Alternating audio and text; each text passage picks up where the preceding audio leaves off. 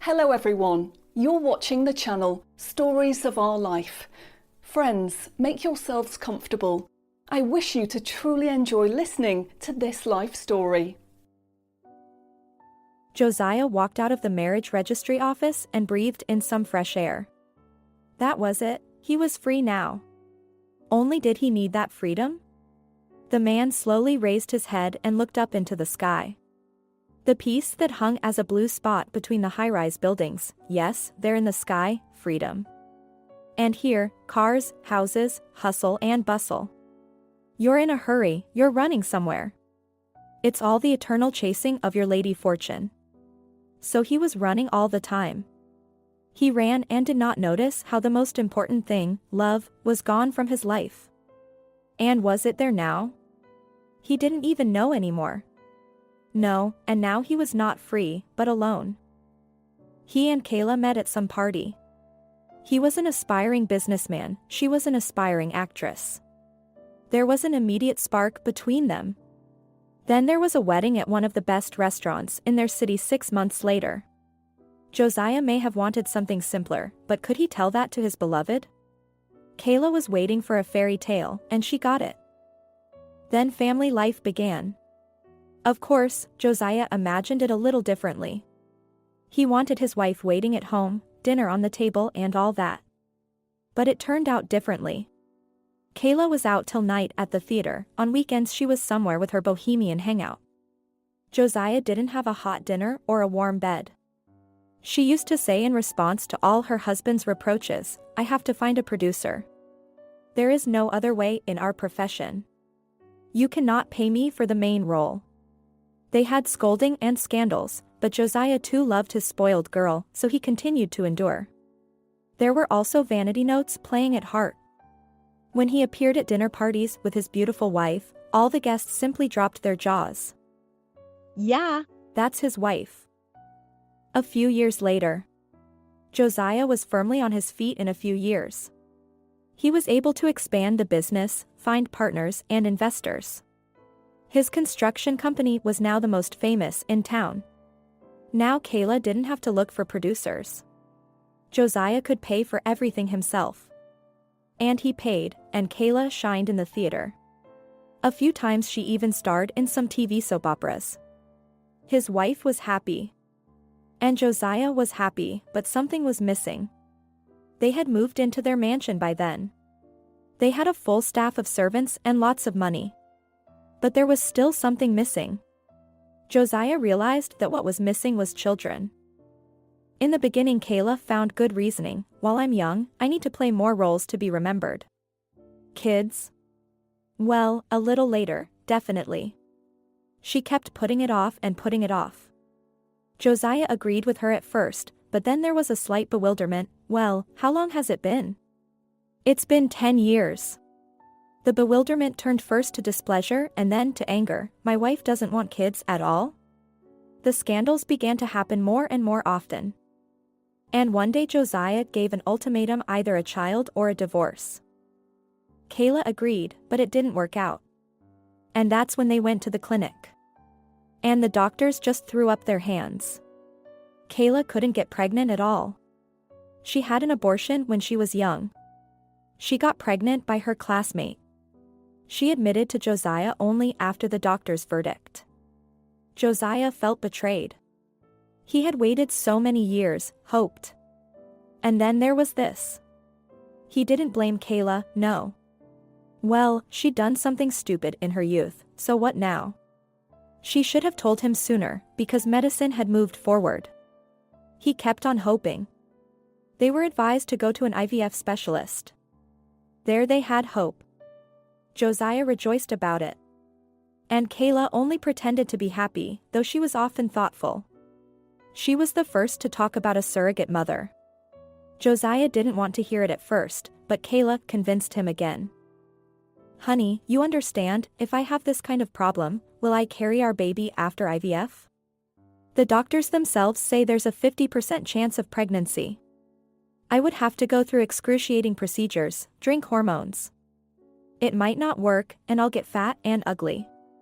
Not to mention the fact that I'd have to give up my profession.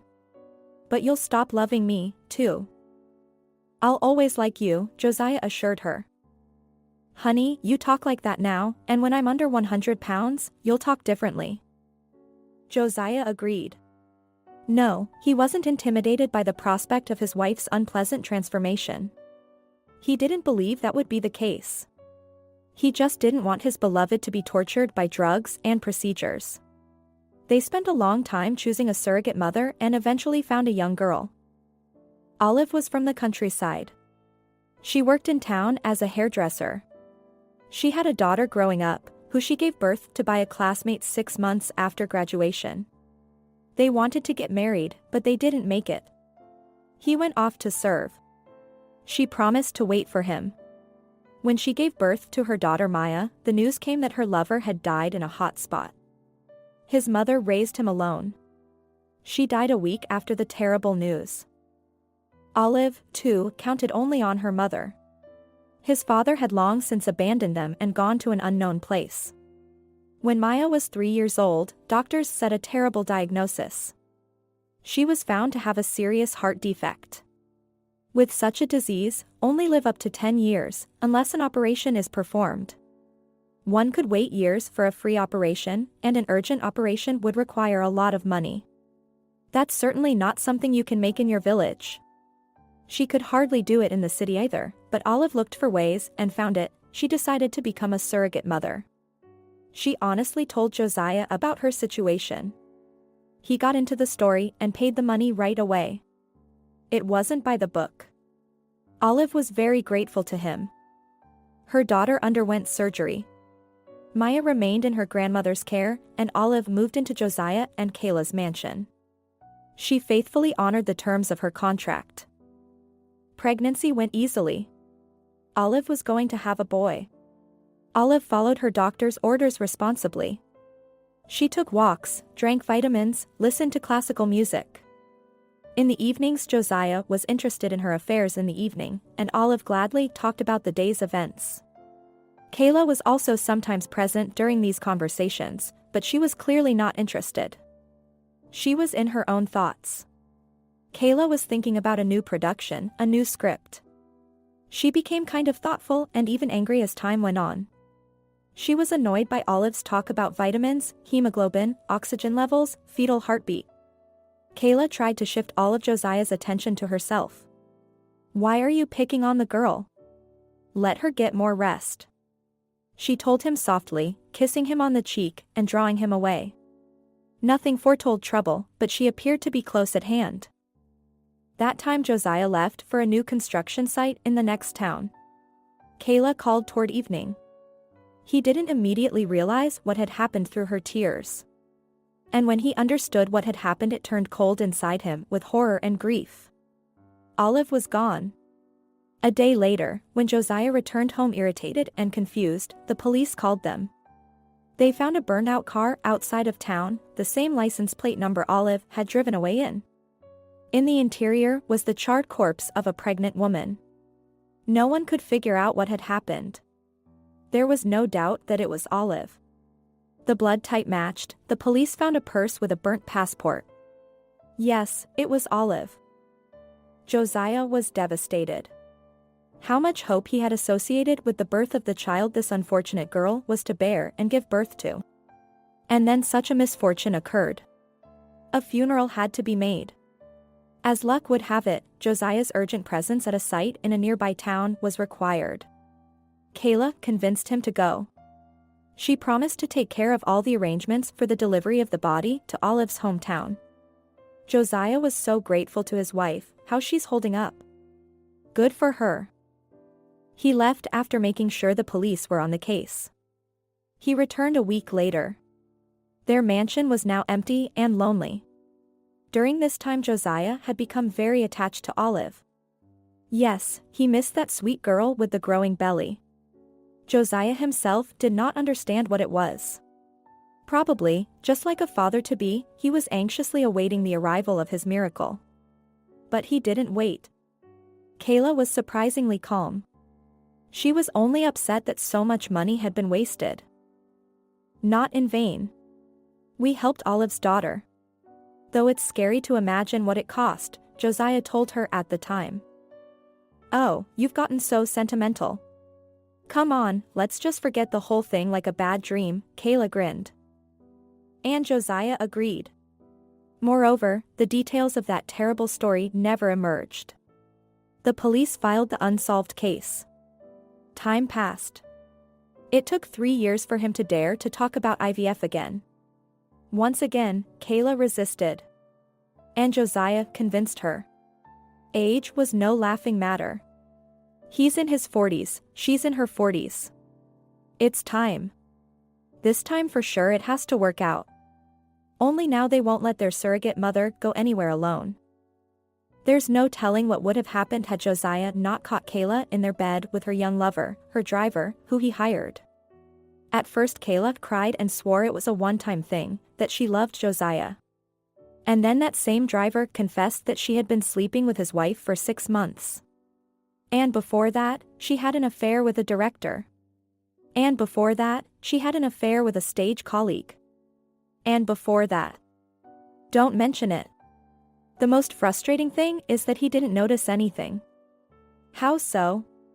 He could no longer live with this woman. What children? Joziah did not forgive betrayal, so he filed for divorce. No, he did not leave Kayla with one suitcase. He gave her some of his possessions. She will not need anything. But he can't see her anymore. Yes, much has been lived and much has been experienced, but how many lies, it turns out, have been told. And Kayla, realizing that she is a very wealthy lady, was not at all saddened by the divorce. Now she is free, nice, rich, and she doesn't have to have children. And so, 2 years passed after the divorce. Joziah lived alone. Women are not allowed to him. Many beautiful women sighed sadly, looking at the wealthy, good-looking man. He devoted himself to his work. Something had changed in his character.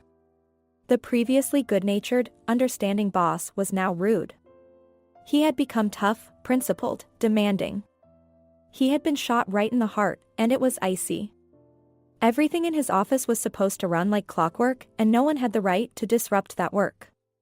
The employees in the office were afraid to be a minute late in the morning, and they didn't stay late for lunch. Needless to say, reports and projects were handed in strictly according to schedule. Ariel worked for Joziah as a secretary. She knew him from before. The dramatic change really surprised her, but she had to comply with the new requirements. It was very hard though. Ariel had a daughter, Tilly, growing up. She was in kindergarten. Until 2 years ago, Ariel could sometimes bring her daughter to work with her when the daycare center was on quarantine and her husband was away on business. Now she had to find other solutions. Joziah imposed a strict rule: no outsiders allowed, much less children. This addition applied specifically to Ariel. The boss was paying enough money, so to break this rule was the height of insanity. But that day it all went wrong. Joziah's receptionist called from the front door and asked Katya to come down. She saw a young woman and a little boy about 5 years old. The woman was so thin that Ariel involuntarily thought she was sick. "Excuse me, are you Joziah's secretary?" the stranger said timidly. Yes, Ariel nodded and stared at the woman. "Please take the boy to him," the woman's voice trembled. She wiped away a tear that had come up, and cradled the child frantically in her arms. Then she uncrossed her arms and gently nudged him to Katya. "That's his son." "Son?" Ariel's eyebrows stopped somewhere near the middle of her forehead. "But..." "It's his son," the stranger interrupted her and held out the envelope. "Take it. Give it to him. He'll read it and understand." She lowered her eyes, then abruptly threw herself at the boy, embraced him, kissed him, and rushed away toward the exit. The boy was about to run after her, but then as if he remembered, he turned back to Ariel. "Auntie, take me to my dad," he said, and timidly held out his skinny little hand. "Well, let's go," Ariel replied confusedly, looking after the fleeing woman. She twirled the envelope, shrugged. "Ariel, should we call the police?" the security guard, who had heard the whole conversation, called out to her. Let Josiah decide that, the girl replied, looking thoughtfully at the child. She caught herself thinking that the baby did look a lot like her boss. Ariel took the boy by the hand. They headed for the elevator. How I want to see the boss's confused face, Ariel grinned a little gloatingly to herself. You can't take children to work. Here's a present for you. In the waiting room, Ariel set the boy down on the visitor's couch, gave him a pen and a piece of paper. The child looked upset, holding back from crying with all his might. Apparently, the unexpected departure of his mother had really upset him. He held on. What's your name, baby? Asked Ariel and stroked the boy's head. Declan, he whispered faintly. What a nice name you have, the secretary smiled, and then pulled a candy from her pocket. There you go, that's for you. Thank you, the boy said just as quietly, took the candy, unwrapped the wrapper, ate it, and looked around for an urn to throw away the wrapper. Give it to me, Ariel held out her hand, noting how well-mannered the boy was. Ariel went about her business, constantly thinking to herself and occasionally glancing in Declan's direction. I wonder how it is that our crystal-clear boss could make a child out of wedlock? The baby is about 5 years old, like my daughter. So Josiah was married then. And then he divorced his wife because she betrayed him and cheated on him. And himself? Josiah's good, too. That girl in the lobby, she was a mouse. And how did the boss look at her? After all, Kayla, his wife, was 1,000 times more interesting. At the same time, Declan was painstakingly scribbling something on a piece of paper. Ariel was deftly tapping on the keys of the keyboard. Everyone was busy doing his own thing. When the door to the reception opened, the woman and the boy turned their heads at the same time. Ariel blushed slightly when she saw Josiah, as if he might have overheard her thoughts. Declan startled and froze at the sight of the unfamiliar uncle. Josiah shifted his gaze from Ariel to the boy in surprise. His eyebrows crept upward. What does that mean? He finally said rather stiffly. Ariel, you know that children are not allowed in our office, and if you have no one to leave your child with, we will have to say goodbye. Ariel, hearing such words, only smiled and shrugged. Josiah, it's not my baby. Especially, I have a girl. Then whose is it? The woman who called me down said it was yours. Hearing this, Josiah looked at Ariel with a surprised look. Mine? What nonsense. She left an envelope, told you to read it. Ariel held out the envelope, inwardly rejoicing. She had certainly treated her boss well, but lately he had become like a soulless machine. Josiah took the envelope, looking visibly worriedly at the boy. Something twitched in his face. He noticed, too, that the little boy looked exactly the same as he did in the baby pictures. Or was he confused and did all children look alike in some way? Okay, let him sit there. I'll be right back. Josiah jerked open the door to the study and, as if apologizing, repeated, I'll be right back. The door shut behind him. Ariel smiled at Declan, who was clearly startled. Why is Uncle slamming doors? It's all right, kid. It'll be all right, the woman winked. She really wanted to ask the boy where his mother had gone, but she was afraid he would cry. It was none of her business. Let the boss sort it out himself and look for Declan's mother. Josiah sat back in his chair with a swing, turned the envelope. What was this nonsense? He finally opened the envelope, unfolded the sheet. His eyes ran quickly over the smooth, neat letters. From the first lines he was literally numb to what he was reading. As he read further, he thought he was going crazy. Hello, Joziah. I'm sorry I didn't meet you in person, I can't. Yes, you did wrong then, but I should have been grateful to you, because you saved my daughter by paying for the surgery. But I couldn't give you my son. Not when I found out. I think you know what I mean. I'm sorry. I thought I could raise 2 children on my own, I was even good at it, but the damn disease. I'm probably going to die soon. Maya will be taken care of by my mother. She's old now, and I'm afraid Declan might be taken to an orphanage after I die, so I'm giving him to you. Declan is your son. Don't doubt it. You can have his DNA tested. Please raise him to be a decent human being. Olive. Joziah read to the end and his forehead was covered in a slight sweat. This is some kind of monstrous spectacle. Olive was the same girl who 5 years ago was supposed to give birth to his and Kayla's son. But she's dead. He saw the case file in the morgue himself. He and Kayla identified her by some things, blood type, gestational age, everything matched, and then this. No, someone decided to play a cruel joke on him, or this is someone's scam. Joziah was already reaching for the phone to call the police, but suddenly his hand froze. What if it was true? Just then Olive ran away, faking her own death. But who was helping her? She couldn't have done it alone. And what could she have found out about? What could she have known that he should know? The man looked questioningly at the door. There was a little boy sitting in the waiting room who really looked like him. Joziah could definitely see that. How was that possible?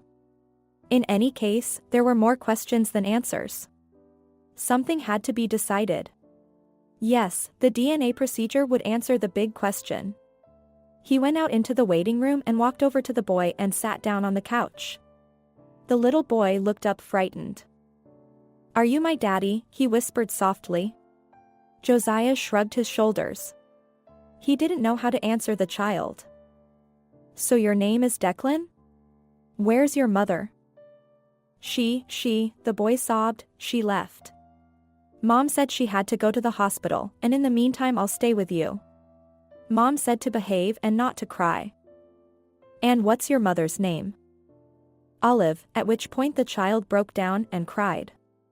Joziah unknowingly put his arm around the boy, stroking his head. "What's the matter?" he asked confusedly. "Everything will be all right. Let's go to my place now, and then we'll decide what to do." Ariel watched silently from the sidelines and only wondered. The boss, such a dry and stern man, suddenly spoke so kindly, so humanly. This was her old boss as she had known him before. After making the necessary arrangements, Joziah and Declan left the office, leaving the staff only to wonder who the boy was. No one expected that boss could conceive a son on the side. And no one even remembered the surrogate mother. Few people knew about it, though. Before starting the proceedings, Joziah decided to find out if the child was his. He and the boy stopped by the clinic for a DNA test. "We'll have the result in 10 days, the nice girl lab technician said. In 10 days, Joziah was unpleasantly surprised. Yes. There's no way it can be sooner. That meant 10 days to live in suspense. Maybe I should turn the kid over to the orphanage. Let them handle it. What if his mother was the Olive? No, we'd have to find out for ourselves." The mansion was surprised to see the owner so early, and with the child. "Joziah, has something happened?" the maid Sky asked timidly. "Something's happened," Joziah sighed. "I don't know what it is yet myself. You feed the boy, keep him busy, and I have some things to find out." Sky didn't ask any more questions, just nodded her head. Joziah went into the study, found some old papers. Among them should have been a copy of the passport of that Olive girl. That's right, it was there.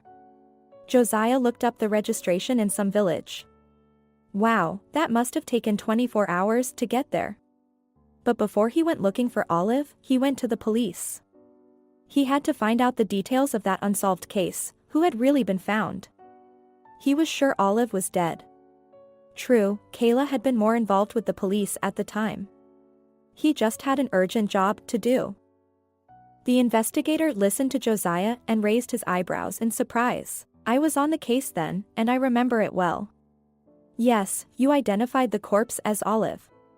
But then new details came to light." The investigator said that Olive was then found alive and well in the village. "She had just applied for a lost passport. We called your spouse. We couldn't reach you. She said she'd tell you." "She hasn't passed on anything yet." Joziah shook his head. "And I've been so busy." "No, I called you later and asked how things were going." "What else could I say?" "I said I didn't really know anything." But why didn't you tell me about Olive? The investigator's eyes flickered strangely. He lowered his head, and then said firmly that he had a lot of work to do and did not have to say the same thing 20 times. Slamming the door, he left the office. He did not like this investigator. To hell with him. The main thing was that Olive was really alive and now he had to find her, so she could explain to him personally what it was he knew and why she had run away. And then he stopped, another thought burned him. So Kayla knew Olive was alive and she was hiding it.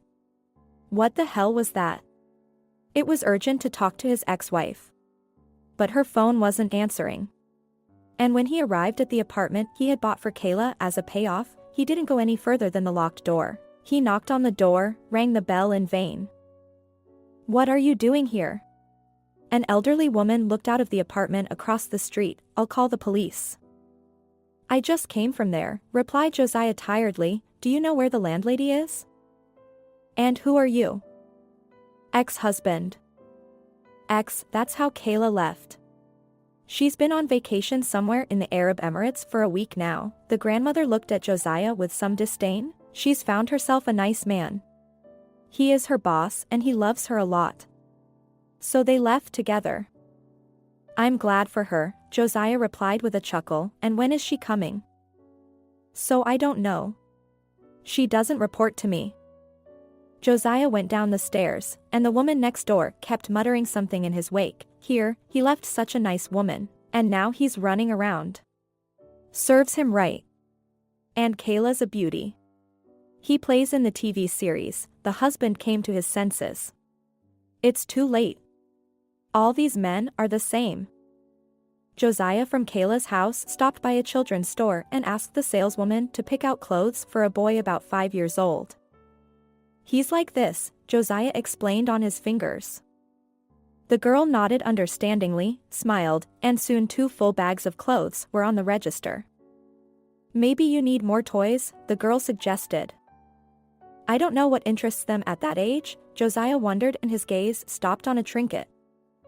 "No, that's for babies." She followed his gaze and laughed. "Here, look, here are cars, robots, airplanes.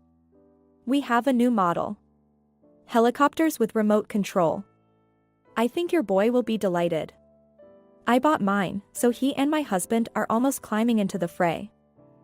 "Did your husband like it?" "Yeah, he's quite a boy. Only he's over 30 years old. I'm sure you'll like it too." "Go ahead." Joziah bought both a helicopter, some cars, and a couple of obscure robots. Already leaving the store, laden with packages, he sadly thought, and if Declan mine? How much I had missed. Yes, rattles and pyramids, it's probably also so interesting. The final chord was a trip to the candy store, where Joziah bought a huge cake. When he returned home with all his purchases, Skies Maid marveled. "That's a lot of stuff." Chef Samantha was even a little offended. Couldn't she bake a cake like this herself? And anyway, it's not good for the boy to have sweets," she grumbled. "I fed him chicken soup and cutlets. And I gave him juice, too." "He ate it all," smiled Joziah. "He pecked like a sparrow," sighed Samantha. "He eats very little. And in general, he's a good boy." "Joziah, will you make it clear to us, is this your boy?" "Samantha, I don't know yet myself." Joziah shook his head. The cook nodded her head understandingly. Though she honestly didn't understand anything, and neither did Sky, who preferred to mind her own business. But she honestly dealt with the boy. She even enjoyed interacting with him. Such a sweet, well-behaved child. And on the owner so similar. What was the story? Everyone was interested. But it was none of their business. Declan, meanwhile, was watching cartoons in the living room, laughing while watching the adventures of the characters. He did not notice anyone around him. The kid seemed to have forgotten what he was going through or was just distracted. On seeing Joziah, the smile disappeared. "Hello," he whispered shyly. "Hello," Joziah smiled and lightly touched his head, stroking it. God, what silky hair and eyes. It's like he's looking at himself as a little boy. Josiah swallowed the sudden lump in his throat. There's no need for expertise here. He can see that the boy is his. Josiah sat down next to the child. Are you watching cartoons? Yes, the child answered faintly. Declan, what are you doing? Astonished Josiah. Are you afraid of me or something? I don't know, the boy admitted. Don't be afraid, I won't hurt you. Josiah hugged the boy. Listen, I need to talk to your mother. Do you know where to find her? I don't know. Where did you live? In Winfield. That's right. That was the name of the village on Olive's passport. And who did you live with?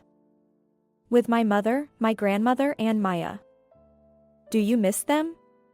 Josiah looked at the boy. Well, don't worry. Things will get better. By the way, I bought so many things there. Shall we go and have a look? And more toys.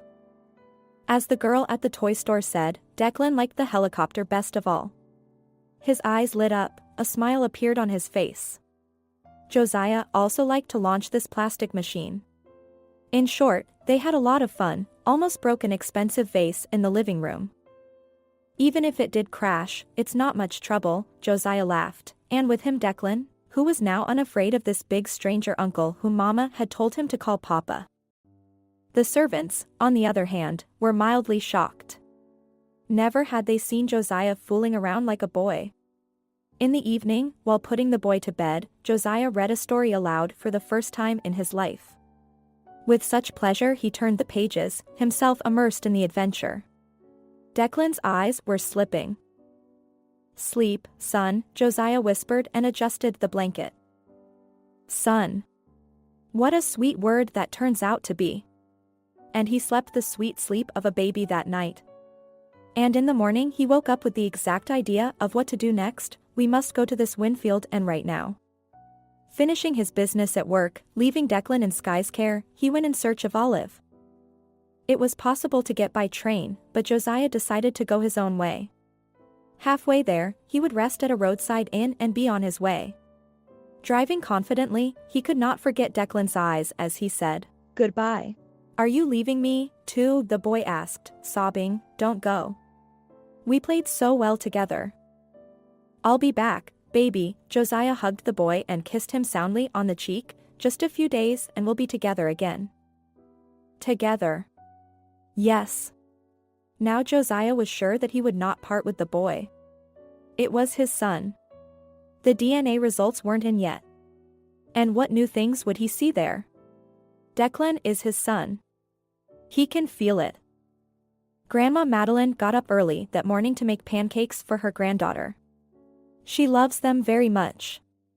And today Maya had a big event at school. Her granddaughter is in a recitation contest. Such a good poem. She learned a long one, something about friendship, about loyalty. Olive picked it up for her, and together they learned it, but her daughter had to leave and took Declan with her. The old woman sighed heavily and wiped away a tear. Why are they so unlucky? She and Olive, all her life she was alone, and her daughter had to. Olive, and it's hard to understand why she's being punished like this. She's so nice and sweet and hasn't hurt anybody in her life. But she had to face such problems. Will she never see her grandson again? Grandma Madeline burst into tears. Why did they have to go through such an ordeal? Oh, Olive. I wish God would hear my mother's prayers and remove the trouble. The old woman sighed heavily, wiped away her tears. Sighing either from physical pain, that all joints twisted, or from mental pain, she took up pancakes. Soon she was a little distracted and was deftly flipping pancakes in a pan. Hi, Grandma, a blonde girl about 10 years old came into the kitchen. It smells so good in here. There's a pile of pancakes waiting for you. Go on, wash your face and get into school, because it's almost time for school. I ironed your uniform and made bows for you yesterday. Shall we wear bows? Of course. The teacher said it's formal wear. The girl nodded. Soon Maya was happily eating pancakes.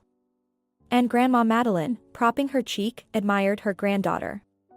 She's growing up beautiful. She looks like Olive. Grandma, will you come to see me? Maya asked, drinking the last pancake with aromatic herbal tea. Of course, I'll support you. Just don't worry there. Read the way you and your mom used to. Maya lowered her head, trying to hide the tears. Grandma, do you think Mom will come back? She will. Grandma Madeline nodded vigorously. I ask Nicholas the miracle worker every day. And Declan? Maybe she shouldn't have taken him with her. Granddaughter, Mom's right. It's better this way. We'll all get together again. Now it was Grandma Madeline's turn to wipe away her tears. But she quickly came to her senses, got up on a stool with difficulty, and went into her room. She had to get her granddaughter ready for school. And after crossing her granddaughter afterwards, the old lady knelt for a long time near a small icon. What did her heart pray for? What was her soul weeping for? And Nicholas the wonder worker, nonchalantly looking from the icon, listened and understood. Could he help? Only the Lord God could decide. After weeping and calming down, Grandma Madeline went to school. Maya was the best today. No wonder the girl got first place in her age group for reciting a poem. The grandmother and granddaughter and school returned proud. Maya carefully held the winner's diploma and joyfully looked at her grandmother Tanya. I wish I could call my mother now, make her happy, the girl said. I wish, sighed the old woman, but you can't reach her. There's no connection there. Yes, I know. They talked over, and when they reached the yard, they were both taken aback. A fancy car was parked at the gate. An unfamiliar tall, dark-haired man got out of it and headed toward them. Hello, he said, can you tell me, please, does Olive live here? And who are you? Grandma Madeline asked a little puzzled, eyeing the stranger and his machine warily. My name is Joziah. I am an acquaintance of Olive. I'd like to talk to her. Joziah, the old lady was surprised and grabbed her heart. You're the one. I don't know if you're the one or not. Joziah was confused by the older woman's reaction. Do you know Olive? That's my daughter, the old woman admitted. My name is Madeline. What are you here for? She's gone to see you, and she took me to see you. That's why I'm here. I can't understand anything. Where is Olive? Answered Joziah impatiently. I need her to explain it to me personally. I thought I had no child all these years, and now there's a son. Call Olive. She's not here, Madeline replied quietly. And you really don't know anything? What? I don't know, shouted Joziah almost pitifully. Then he added, explain it to me. Let's go inside, replied the old woman with a sigh. I need a break. Maya, run, open the door. The girl, looking curiously at the unfamiliar uncle, ran forward into the courtyard. The old woman and her guest followed her. Joziah looked around with interest.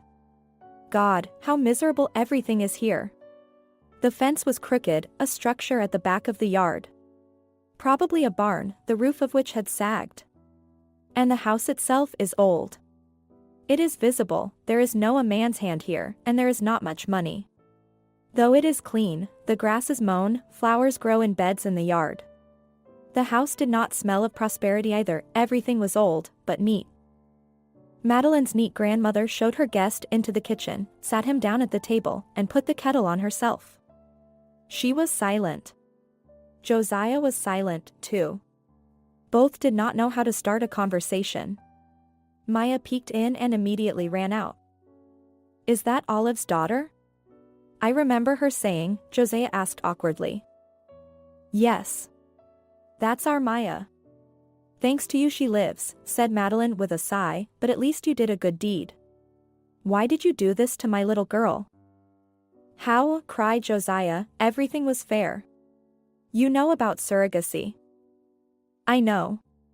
I was against it at first, but Maya had to be saved. I agreed with my daughter. Who knew that you would cheat her like that? Declan is our joy, though. Everything was fair, she's carrying our child, and we're even. And what did she do? She ran away and faked her own death. Faked her death, the old lady sat down on her stool, pale with surprise. Olive certainly didn't do any such thing. I would have known. You're talking trash about her. But you and your wife took advantage of the silly girl.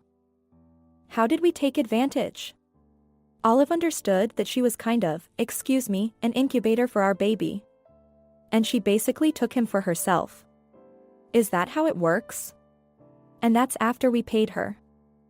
Don't you really know anything? The older woman said thoughtfully. You should ask your wife then. I can't. She and I are divorced. She went away. And then they brought me a child at work, a letter from Olive, which I didn't understand. You can't imagine the shock I got. I thought Olive and the baby had died in that car. I don't know anything about the car. But listen about Olive and the baby, if you don't know. My daughter told me everything when she came back to the village with her stomach. She cried on my shoulder, and I listened and cried too. Such rich people. Why do they think they're allowed everything? Speak up already, pleaded Joziah, and Grandma Madeline began her story. Olive went into surrogacy out of desperation. She had to save her daughter. And to be honest, she didn't realize the seriousness of what she was doing. She made it clear to herself that the child she was going to carry was a stranger. Yes, an incubator, but she would do anything to save Maya. When Joziah paid for the surgery while she was still early in her pregnancy, Olive worshipped him, too. It was a miracle. The young woman vowed to herself that she would never do anything bad to him, that she would have the baby and give it to him. As time went on, the baby was developing. All was well. Joziah turned out to be a wonderful man. He took an interest in Olive's affairs. They often talked in the evenings. Olive noticed that Josiah's wife, Kayla, was tense, but she was cool about it. There was nothing between her and Joziah. Kayla wasn't interested in the baby because she was carrying it, when Olive would give birth and her maternal instincts would kick in. But Olive got her maternal instincts up first. The longer the term grew, the more she realized how hard it would be for her to give up her baby, the one who was now under her heart, kicking under her ribs, turning over in her belly. She remembered the main thing: the baby was not hers, and she had already received payment for it. Her baby girl was alive and well. That morning Joziah was away on business in another city. Olive was going to the clinic for another checkup. Kayla was going to take her. When Olive was ready, the landlady peeked into the room. Are you ready? She asked Kayla dismissively. Yes, I'm ready. Kayla grinned something and walked into the room, closing the door behind her, standing across from Olive and staring at her mockingly with her arms crossed over her chest. So you're ready to give us your baby? Your baby? Olive was confused. It's your baby. Stupid. It's your baby, Kayla grinned. They fertilized your egg, not mine. How's that? There's a pact. Olive's heart raced. That's right, the contract, and it's what you're going to give us the baby anyway. Is that what you want? I don't believe you, I don't understand, Olive babbled, feeling that she was about to choke with excitement. Calm down, you'll give birth before your time. Anyway, it was like this. And Kayla said that during the examination it turned out that her eggs are not viable. It cost her a lot of effort to convince the doctor not to tell Joziah. She paid a considerable amount of money to have the doctor perform all the manipulations on Olive's eggs. At the time, Kayla thought it was the right thing to do. Joziah was nervous. He wanted children. If this echo went badly, he would just leave Kayla. And when your belly started growing, I realized I couldn't lie to the man I loved for the rest of my life, Kayla said. I told him everything. And what? Olive looked at the woman with eyes full of horror. And he laughed. Called me stupid. He said it didn't matter whose egg it was. What matters is that it will be our baby, and even if you ever find out the truth, he'll hire the best lawyers and they won't let you near the baby anyway. Kayla chuckled theatrically. Yes, I have him like that. Why are you telling me this now? Whispered Olive. I might not have known. But now you do. And it's up to you, Kayla shrugged. You see, I realized that I could never love this child. This whole thing with Eco, my husband's initiative. We lived so much together. And we will continue to live that way. What do I need? Diapers, diapers? I'm made for love and the stage. It's all so drab. So I've decided to give you a chance to disappear quietly. Do you want this baby? Of course I do. I'm carrying him under my heart. Not knowing he was mine, I loved him more than life. And now I can't give him up, Olive said just as quietly. Are you telling the truth? Oh, my God. Of course I am. Did Josiah know it's my baby? Of course I confessed. I'm telling you, it doesn't matter to him who the mother is. All that matters is that we're going to be together. Don't you hear me?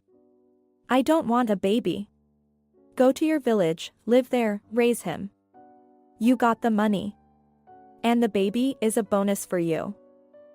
And Josiah? He'll look for it and find it. Don't worry about that. I've thought of everything. But it's none of your business. And Olive agreed. With Kayla on the way to the train station, just in case, they stopped by the clinic, and the same doctor confirmed Kayla's words. Yes, Olive was carrying her baby. Yes, she could have raised a scandal. But what would she have accomplished? The baby would have been taken from her anyway. And now, knowing the truth, she couldn't give it up that easily.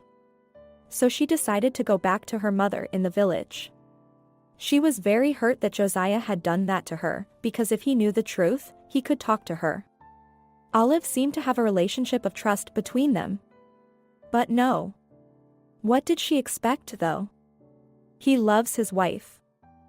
Yes, Olive was afraid to admit to herself that she had fallen in love with Josiah. And now a cruel disappointment awaited her. She would hide, disappear, dissolve. Kayla bought her own ticket, put her on the train, and Olive went home with the baby under her heart, her own baby. In the village, when they saw Olive pregnant, people were talking about who had given birth to Olive. What's the big deal, though? It was a mundane thing. She had one child before, and now she's going to have two. But Madeline was more or less healthy at the time. All the village gossips shut up. Olive gave birth on time to a healthy boy. Named him Declan. And all these years she raised her children, put her heart and soul into them. Maya loved her little brother, too. She was such a wonderful nurse. And Madeline was relieved. It seems that the city girl kept her word, they are not looking for Olive. The only thing is that when she was pregnant, she went to the district center to renew the passport. For some reason it took a long time, but then they gave her a new document.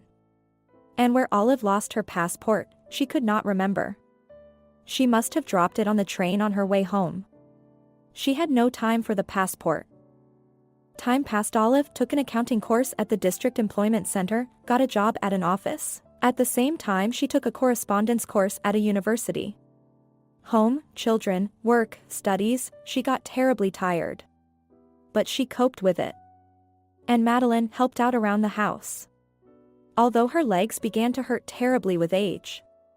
Doctors diagnosed her with arthrosis, and it is difficult to cure it. And it takes a lot of money. Besides, an elderly woman was diagnosed with diabetes. In a word, the illnesses were clinging to her like a clove. Olive more and more had to do her own work at home and in the garden. It was good that at least her mother would cook.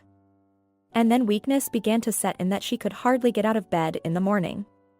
Olive thought that it was from overexertion, from fatigue. She bought some vitamins, but they did not help. She went to the regional hospital. There she started to talk about vitamins, daily regime, and then the tests came. And the doctors suspected something more serious. They sent her to the city. It turned out that Olive had a tumor in her head. It was impossible to tell what kind of a tumor until after the surgery.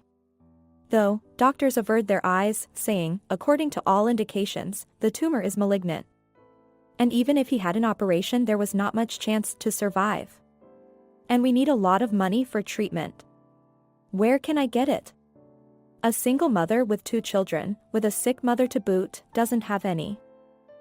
Olive soon realized herself that she was not doing very well. What to do? The young woman imagined her children being orphaned, and then what? Then they would be taken away from the orphanage. Surely they would. Her mother was ill, and they would not allow her custody. I feel sorry for Maya, and for Declan, and a little for myself.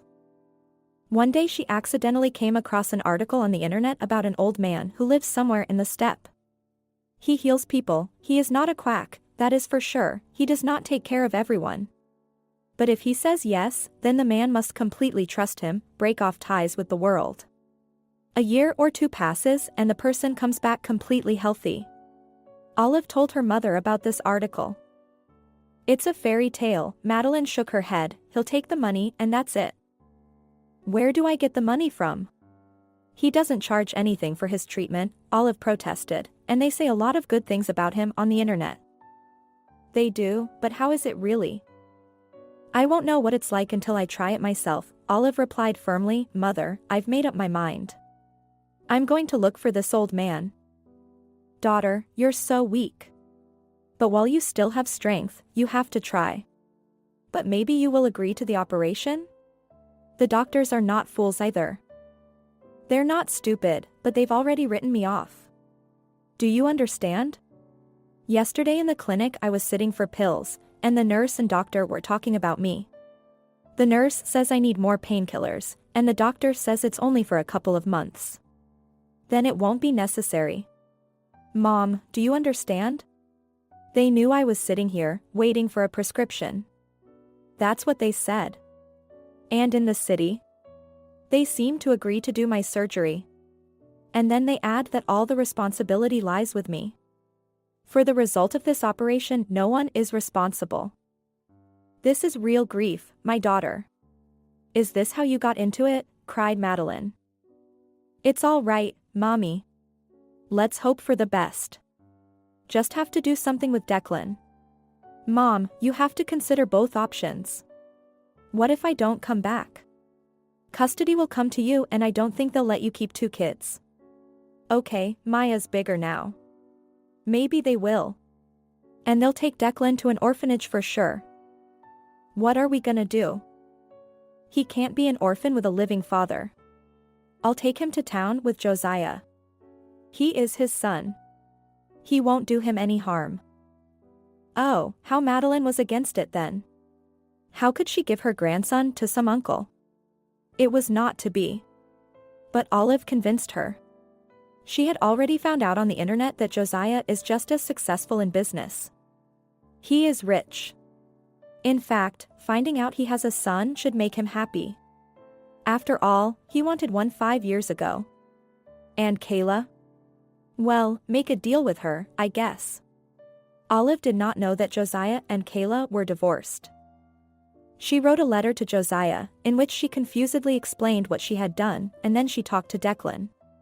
She told him that he had a daddy and would have to live with him. And you, the boy cried, and Maya? And Grandma? They'll come to you later, Olive lied. She thought she was doing the right thing, I'll be back. I just need to heal up a little bit. In the hospital, Declan clarified, wiping away her tears. At the hospital, Olive hugged him, don't worry. They'll love you there. I don't want to. I need to be with you. Son, you can't be with me. I promise you I'll always be there for you in my mind. Do you believe me? Declan didn't answer anything, just nodded and snuggled into his mother's fragrant hair. Yes, he will do as his mother asks. The main thing is for her to get well. And he is a grown-up, he understands everything, he will bear it. Olive and Declan went into town. There she easily found the office of Joziah's firm and left her son, and then, hiding behind a tree not far from the office, watched closely. She saw Joziah arrive, then come out with Declan, get into the car. That he would not hurt the child was something she felt with her motherly heart, and then Olive cried as she sat in the square. She had given up her son with her own hands. That's exactly what they wanted her to do 5 years ago. She couldn't then, ran away, hid, but God must have punished her. Olive called her mother and told her that Declan was with Joziah and they were doing well. Daughter, can't you go to the hospital now? She didn't ask, but begged her Madeline. "No, Mother, I will do as I have decided. You kiss Maya for me and tell her I love her very, very much." "I promise I'll do everything I can to get back to you," Olive replied, barely holding back her tears. "You just don't call me. It would make me feel better." "God bless you, my darling, my only daughter," Madeline sobbed. "May everything work out for you. I will pray for you, my darling." "Thank you, Mommy," they said. Goodbye. And Olive never answered the phone again. It was out of range. Apparently she had turned it off, so as not to end up hurting her wounded heart. Madeline told Maya that her mother was out of touch at the hospital, but that she would call as soon as she felt better. And Maya began to wait. She really missed her mom, her little brother, but the girl believed her mom would be back soon. And so would Declan. In the meantime, she was her grandmother's main helper. She would study well and please her with her successes. Joziah listened to what the old woman was telling him and could not believe that it was all true. How could it be that he, an experienced businessman, an intelligent man, had been so tricked? And by whom? It turns out Kayla. She got rid of Olive. But why? And then Joziah remembered his interactions with Olive, their conversations, their innocent jokes, their smiles. He liked this girl for her simplicity, naivety, and purity. He was even flattered that his child was carried by such a real mother. I remember he even asked Olive's permission several times to touch her belly, to listen to how the baby was turning there, moving a leg or a hand. Those were beautiful moments. One day Kayla saw such a scene and then started a scandal with Joziah, saying that he and the surrogate mother decided to have an affair. What kind of affair was it? Kayla did not understand his feelings about his father-to-be. He was just waiting for a miracle, but the miracle did not happen. Now Joziah understood why Kayla was terribly jealous of Olive but did not show it. And when she realized that the situation could go further, she decided to act. Had she persuaded the doctors at the hospital to commit a crime? "Is Declan really my son and Olive's son?" he said confusedly as he listened to Madeline's story. "You mean you didn't know anything?" Madeline wondered, too. "So your wife tricked Olive into saying you knew everything?" "I didn't know anything. And if I had known, I would never have taken the child away from the mother, and I would always have helped," answered Joziah firmly. "It was a mistake. Olive didn't talk to me then. Although I understand that she would not have been given. My wife made up a very clever combination." Joziah began to guess that the story with the burned-out car did not occur by chance. He had yet to find out everything. But that's for later. "Tell me, how is Declan?" Madeline asked pitifully. "My heart bleeds for my grandson." "Who did you leave him with?" "He's my housekeeper Kyra now. You don't have to worry. She's a very good person. She has children of her own, she knows how to communicate. Anyway, she'll be fine. I bought him some toys and clothes. Samantha, my cook, she promised to make all sorts of goodies." "He likes dumplings," came Maya's voice. The girl was standing at the door and appeared to be eavesdropping. "Maya," Grandma Madeline wondered, "why are you eavesdropping?" "But Declan is my brother. I should know." Maya looked up. "I'm worried, too." Joziah turned to the girl and smiled confusedly. "So this is the little one he helped 5 years ago. What a sweet little girl. How nice that everything worked out for her then." "Don't worry," Joziah waved at her, "come and join us. It's not as if we're strangers now. We should work it out together." "What is to be decided?" the girl asked cautiously. "How to help our mother. You see, she's used to solve everything herself, that's the way her life has turned out. She shouldn't have trusted me, but that's all right, we'll find her and help her." Maya nodded confidently. The girl guessed for the last few days that her mother had not gone to the hospital, something else had happened. And then she found her correspondence on the internet with some people who wrote to her about the elder, explaining how to find him. Maya told Joziah about it. She trusted him because she saw that he was a good man. And Declan looked so much like him. "Will you show me that correspondence?" asked Joziah. All right, the girl nodded, it all says Mama must be helped. We'll figure it out, Josiah promised, and a couple of hours later he drove back to town. He said he would bring Declan back soon, or don't you have to? He suddenly came to his senses, it's hard enough for you. What are you? Madeline exclaimed as she walked him to the exit. I only now realized what a fool I was when I agreed with Olive. We'll manage it together somehow. And don't worry about custody. The assessment will be ready soon. No one will take anyone to the orphanage, Josiah promised, except that you also understand me correctly. I want to know for sure if Declan is Olive's child. How can I prove it to you now without her? Madeline fluttered her arms. Can you give me Maya's toothbrush? If he and Declan are related by blood, no more questions, answered Josiah. Yet there were still doubts in his heart. Had he been so cleverly deceived at the clinic? Madeline's grandmother immediately rushed into the house and soon brought out the girl's toothbrush, just as Josiah had asked. Here's more. Josiah took out his wallet and pulled out some large bills. Here you go. This is for you for the first time. And I also want to send a construction crew to you. I see that you have no foundation, the walls need to be insulated. Winter's coming. Oh, why, embarrassed grandmother Madeline, we can do it ourselves. You helped us so much with Maya. That was a long time ago, Josiah smiled, and life goes on. And don't refuse to help. You don't know who owes who anymore, and he left. And Grandma Madeline stood looking after the car. What a good man this Josiah is. He is a worthy father to Declan. I wish Olive would recover her. Thoughts of her daughter made the old woman sad again. She wept. But why was her beauty so unlucky? And now this sickness. And where to look for her? The first thing Josiah did in town was to stop by the clinic where he did the DNA test and explain what he wanted. I see, nodded the female lab technician, we'll get it done. It'll just take a little more time to do it. Do it right, Josiah agreed. Now he wasn't rushing things.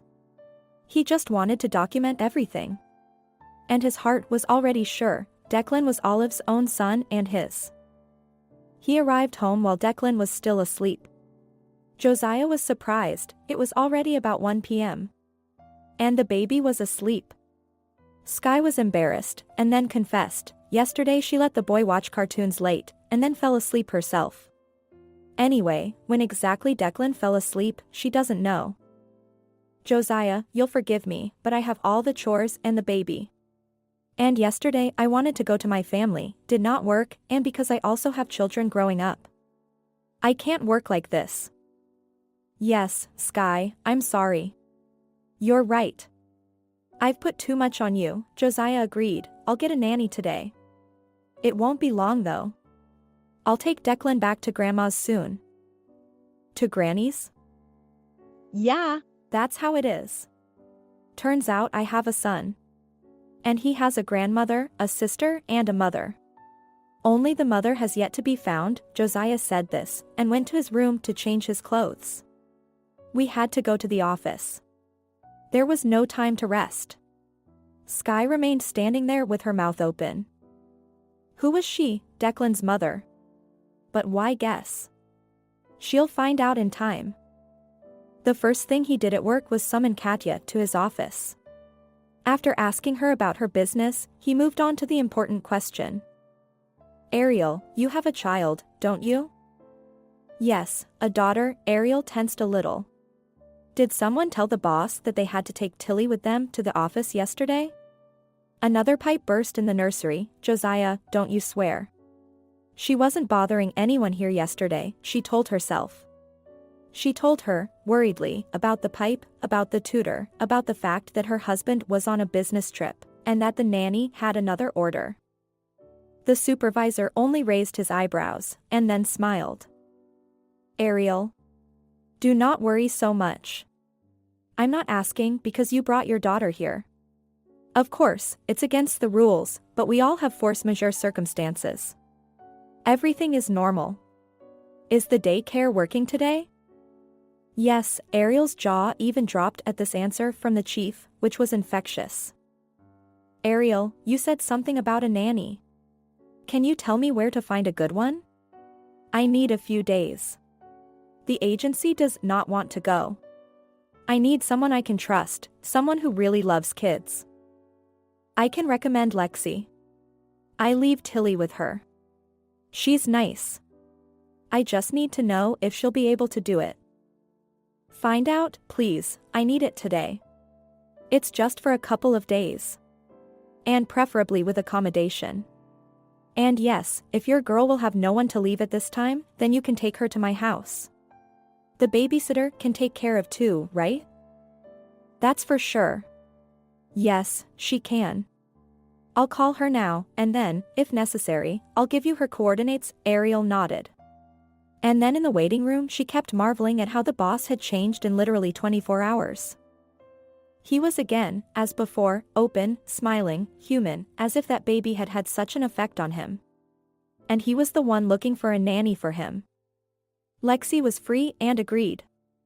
Joziah liked the babysitter, a former teacher on well-deserved leave, but also very lively, active, modern.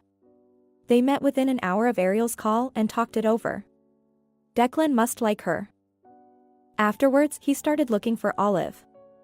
First he called all the hospitals. Maybe she changed her mind and went to the doctors after all, or maybe she got sick in the street. But she was nowhere to be found. So she had gone to that old man. Joziah did not believe in these tales of miraculous cures and decided to go look for Olive. He could not explain himself for what purpose. After all, who was she to him? No one. Although no, she is the mother of his child, and he must have felt for this unfortunate young woman. She needs urgent medical attention. He would pay for her treatment as much as he needed to. And he also wanted to tell her, looking her in the eye, that he was not guilty of anything to her. Joziah looked at the picture he'd taken from his laptop at Madeline's house, Olive's correspondence with other people on the internet about this elder. He estimated the route on the plane, and then he'd figure out where to look. Just need to sort out everything at the firm, so that during his absence, everything works without error. That would take 2 days. And then Declan must be taken to his grandmother, because Joziah knew that it is difficult for a boy in an unfamiliar environment, even if he would have the best nurse in the world. There is no one better than Grandma and Sis. Olive, why did you take the child out of the familiar environment? It makes sense, though. She did not believe in her cure, so she rescued her son from the orphanage. And she was right to do so. Otherwise, Joziah would have never known the whole truth and lived a lie. Toward evening, Joziah stopped by the clinic to see a famous oncologist. He had made an appointment with him back in the morning. Joziah really wanted to understand what was really wrong with Olive. He had taken the medical documents from Madeline, too. Olive had not taken them with her. This confirmed once more Josiah's speculation that she had gone to the elder, not hoping to return. She had simply left, so that no one would see her torment. And the elder was like a placebo. Might it help? Kaysen's doctor took a long look at Olive's scans, reading her medical notes. I understand why the woman was reluctant to operate, he said. After a short silence, the tumor is in a hard-to-reach place, and there is a high risk of affecting the optic nerve. It's not clear what kind of tumor it is. The girl's mother said that the doctors were leaning toward the possibility that it was a malignant tumor. At the same time, the tests are bad, headaches, weakness are all circumstantial signs. I need an operation. Can you do it? I can, but I have a waiting list a year in advance. Doctor, please. Kaysen thought about turning Joziah down. He couldn't, for it was his interlocutor's work that had built the new hospital building. I'm sorry, but this is quite an expensive operation. No, I won't take a penny, but the equipment, the materials, he finally said. I understand, Joziah interrupted him, I'll pay for everything. How much? The amount, of course, was decent, but Joziah was not embarrassed. Kaysen was embarrassed when he heard that the patient still had to be found. Gone, the doctor shook his head. What kind of people are we? Why do they believe all kinds of nonsense? It must be out of desperation. Your colleagues told her almost to her face that she didn't have long to live, pronounced Josiah. Thank you for saying otherwise. You're welcome for now. You will certainly look for her. Time is not working in our favor. Josiah walked out of the clinic both encouraged and alarmed. Yes, Olive could still be helped, but how to find her? And then he decided to change all his plans. He would take the first flight out. Declan will have to live at his house without his grandmother and Maya. Lexi will look after him. As much as she says Josiah will pay. And the business? He's doing well enough as it is. In the evening, while putting Declan to bed, Josiah gently kissed the top of his head. God. How wonderful it is to have a son. And in the morning he flew away, having made all the necessary arrangements at work. Besides that, Josiah remembered to tell and pay the construction crew to repair Madeline's house. He had promised. And in the meantime Kayla was returning from her vacation. The woman was a little disappointed with the trip. She had expected more from her new lover. He promised a luxurious apartment, romantic boat rides. Kayla dreamed of vacationing by the sea. After all, her next lover introduced himself to her as an Arabian sheik. He came up to her after the performance, gave her a mind-boggling bouquet, looked at her so lovingly that Kayla just drowned in the black pool of his eyes, but she also counted how much his wristwatch cost. When they lived in the capital, everything was super, the restaurants and the bed. Then Ahmed left, but he promised to send her a ticket to the Arab Emirates soon. He wanted to introduce Kayla to his country, to his family. And he made quite transparent hints about the marriage proposal. When the email with the plane ticket came, Kayla was rejoicing. Destiny had once again turned to her radiant face. And then lately everything became kind of depressing. There were fewer and fewer roles, the money that left her Josiah, almost no more. Where did she spend it? Yes, on a young gigolo, who left her not long ago. And here Ahmed. She's got it all ahead of her. What's all these soap operas and hackneyed performances? She'll be conquering Hollywood soon. Ahmed will help her. Things were not so rosy when she arrived in the United Arab Emirates. Ahmed at the airport did not meet her, sent a cab, and in a wreck she reached the hotel, a room which, it turns out, Ahmed rented for her. And it was far from a 5-star. Kayla was in mild shock. She waited for an explanation. How could she be treated like that? She is a star, a goddess, and he puts her in some ruin. Ahmed arrived in the evening and without further formality said that Kayla would be his third wife. Now they are going to go and meet his family. Kayla raised a scandal, but a blow to the solar plexus clearly tempered her ardor. Ahmed grabbed her like a sack of potatoes and dragged her out of the hotel. No one stopped him, though Kayla tried to shout for help. Everyone around her pretended not to notice anything. Ahmed brought her to an ordinary 3-room apartment, where one room was occupied by his 2 wives, another one by his 4 children, and the third was his bedroom. That's when Kayla realized that Ahmed is no sheik. He's just an ordinary office worker. He needed a third wife because his other 2 couldn't manage the household. He had 4 children, and one wife was pregnant again. Ahmed explained to Kayla that her duties would include washing dishes, doing laundry, and cleaning. And sometimes sleep with him. Even though you're old, he said with a chuckle, but once a month I'll let you be with me too. Kayla was outraged. How is that possible? She's an actress, a star. And she was turned into a waiting room attendant by a strange Arab. Kayla tried to make a scene, she even took a swing and slapped Ahmed in the face, but he was more agile. Moments later, the aftermath of his blow was red on Kayla's cheek. She cried through the night on the mattress that one of Ahmed's wives had thrown on the floor. And in the morning, the real horror came. Ahmed left for work with the door locked behind him. The 4 children, ages 10 to 2, were yelling, jumping, laughing, sometimes crying the whole time. Ahmed's wives were minding their own business, not thinking about parenting. But soon the pregnant one, apparently deciding to be a bit of an educator or some great educator, sat the kids down and started drawing with them. And before that, she brought and put a basin full of dirty clothes in front of Kayla, explaining with gestures for her to go to the bathroom and wash. Yesterday's actress, who became the third wife in an instant, was shocked, wanted to send this nasty woman, but realized that not only Ahmed knows how to unload her hands. She went to the bathroom in search of a washing machine, and there she was disappointed. There was no machine. The laundry had to be done by hand. Kayla could not take it anymore. How she shouted angrily, grabbing the mop. Everyone must have heard her. The wives must have had enough of her shouting, and then one of them took a key out of her pocket and opened the doors. Kayla realized she was being chased away. And that was salvation. But how do you find an embassy in a country when you're there for the first time? And also with no money, no documents, and no phone. For a few days Kayla tried to earn some money for food, helped to wash dishes in some diner, and slept there. Then she went out to the beach. There she met a beverage man. He was a nice guy. He helped her walk to the embassy.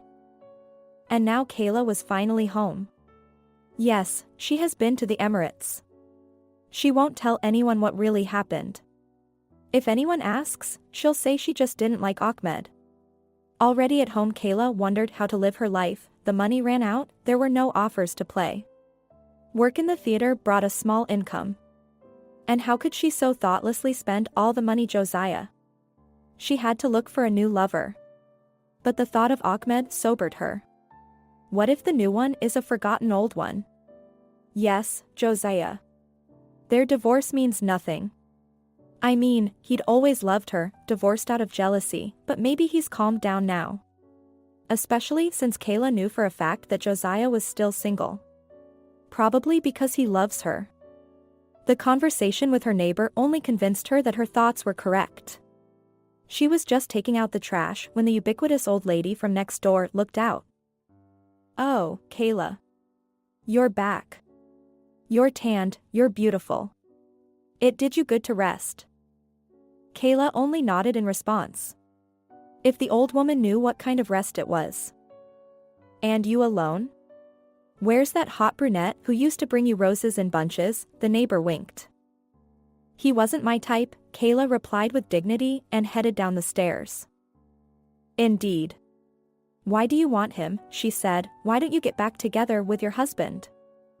What husband? Kayla wondered, and turned to her neighbor. She had never exactly reported her marital status. Yes, he came to you, looking for you. He was a tall, stocky brunette, but not as black as the one with the roses. Joziah was here? Kayla smiled happily, unable to hide her joy. Yes, he was, the neighbor nodded her head, he was very upset when he found out you'd left. What did you tell him, old fool? Kayla suddenly stepped up the stairs. Why are you cursing? Kayla, I didn't tell him anything about that Arab. I told him you went on vacation, that's all. Are you sure? Yeah. Right, the neighbor even crossed herself and slammed the door. Kayla exhaled. It was a good thing Joziah didn't know anything about Ahmed. It would be easier to establish a relationship with him. All evening Kayla thought over her speech in front of Joziah, even practiced in front of the mirror. Yes, she was able to portray remorse very convincingly. Yes, she cheated on him, but she realized everything. If Joziah let her be given a second chance, they would have a real fairy tale in their lives. What Kayla meant to say is that she wants a baby. No one cancels the echo. Of course, the baby was the last thing on Kayla's mind. It was just in case. And then she'll figure it out under the circumstances. In the morning, with ashes on her head, she dialed Joziah. Here she was disappointed. Joziah was unavailable. By lunchtime he seemed to be online, but as soon as Kayla dialed he was out of range again. Where the hell had he been? Kayla decided to go to his house. At the same time and see how it is without her at the mansion. The guard, when he saw her at the entrance, was speechless. Kayla? Are you? He muttered in surprise. I am, Kayla smiled coquettishly. Is Joziah at home? No. He's away. So, then I'll wait for him, she replied and walked past the guard, squeezing him with her shoulder. The huge man did not take any action. And who knew him? Maybe they had already made up. There was no instruction to keep Kayla out. Kayla walked down the path to the house, noting that nothing much has changed here, the same beautiful, well-built, rich. And so she wanted to live here again. No one answered the doorbell for a long time. Finally, the door opened.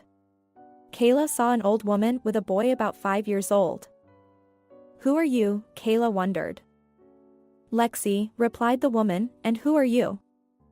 "I'm Josiah's wife," Kayla answered, her head cocked, and as she pushed the nanny aside with her shoulder, she went inside. "I don't understand, who's the boy? Whose is he?"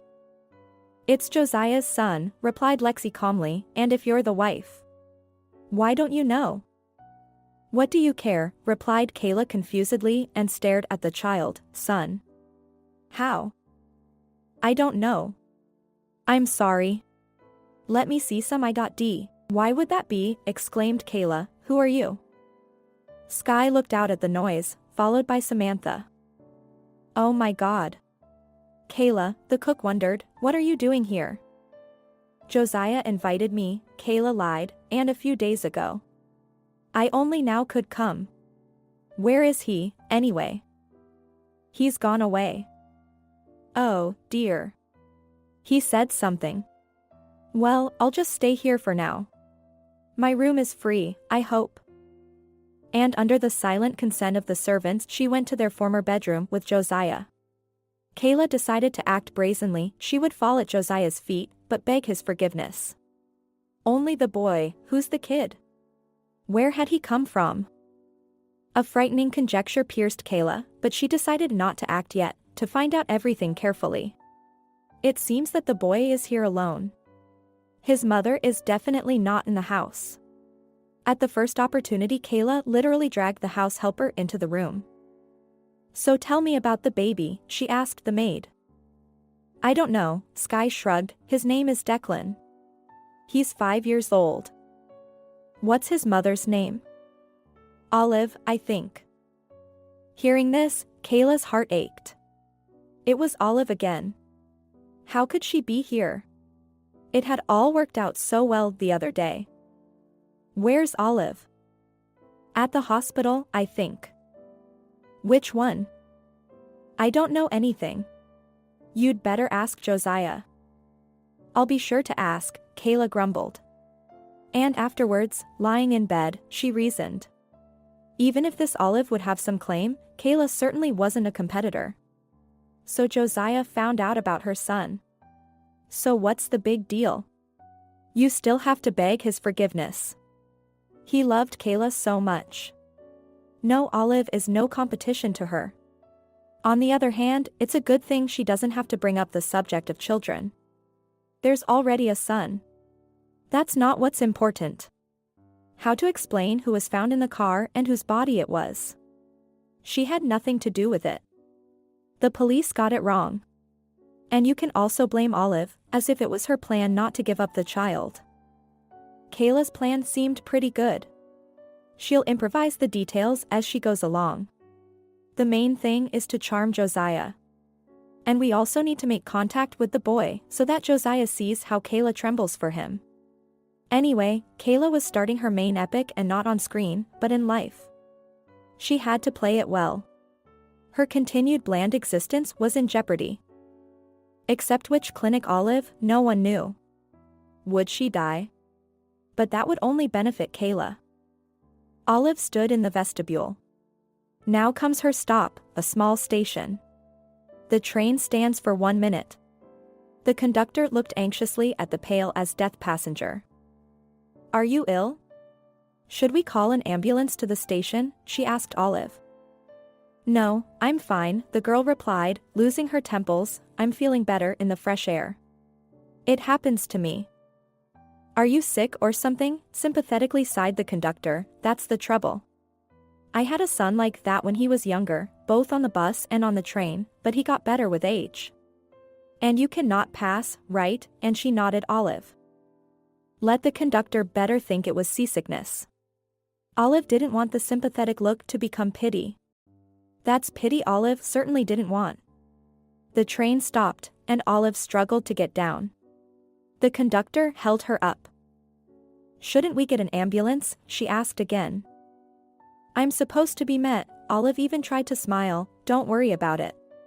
It's all right. I am." "Don't be sick," the conductor replied from the carriage and waved her hand at Olive. "Thank you.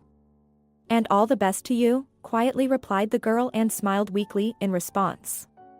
The train moved slowly away, and Olive, taking in more air, turned around. An older man with a gray beard, wearing a light-colored shirt and the same light-colored pants, was walking toward her. "Are you Olive?" he asked softly. "Yes," Olive replied quietly. The fresh air did make her feel better, and she was able to get a better look at the stranger. Could it be the same old man? He had answered her when she had looked for him, had promised to meet him. Yes, it was him. "Are you Caleb?" she asked timidly. "Yes," the old man confirmed. "Let's go. We still have a long way to go." He picked up Olive's light duffel bag and strode forward, while the girl hurried after him. She couldn't walk fast enough. Her legs felt as if they were cotton. The old man soon noticed this and slowed his pace.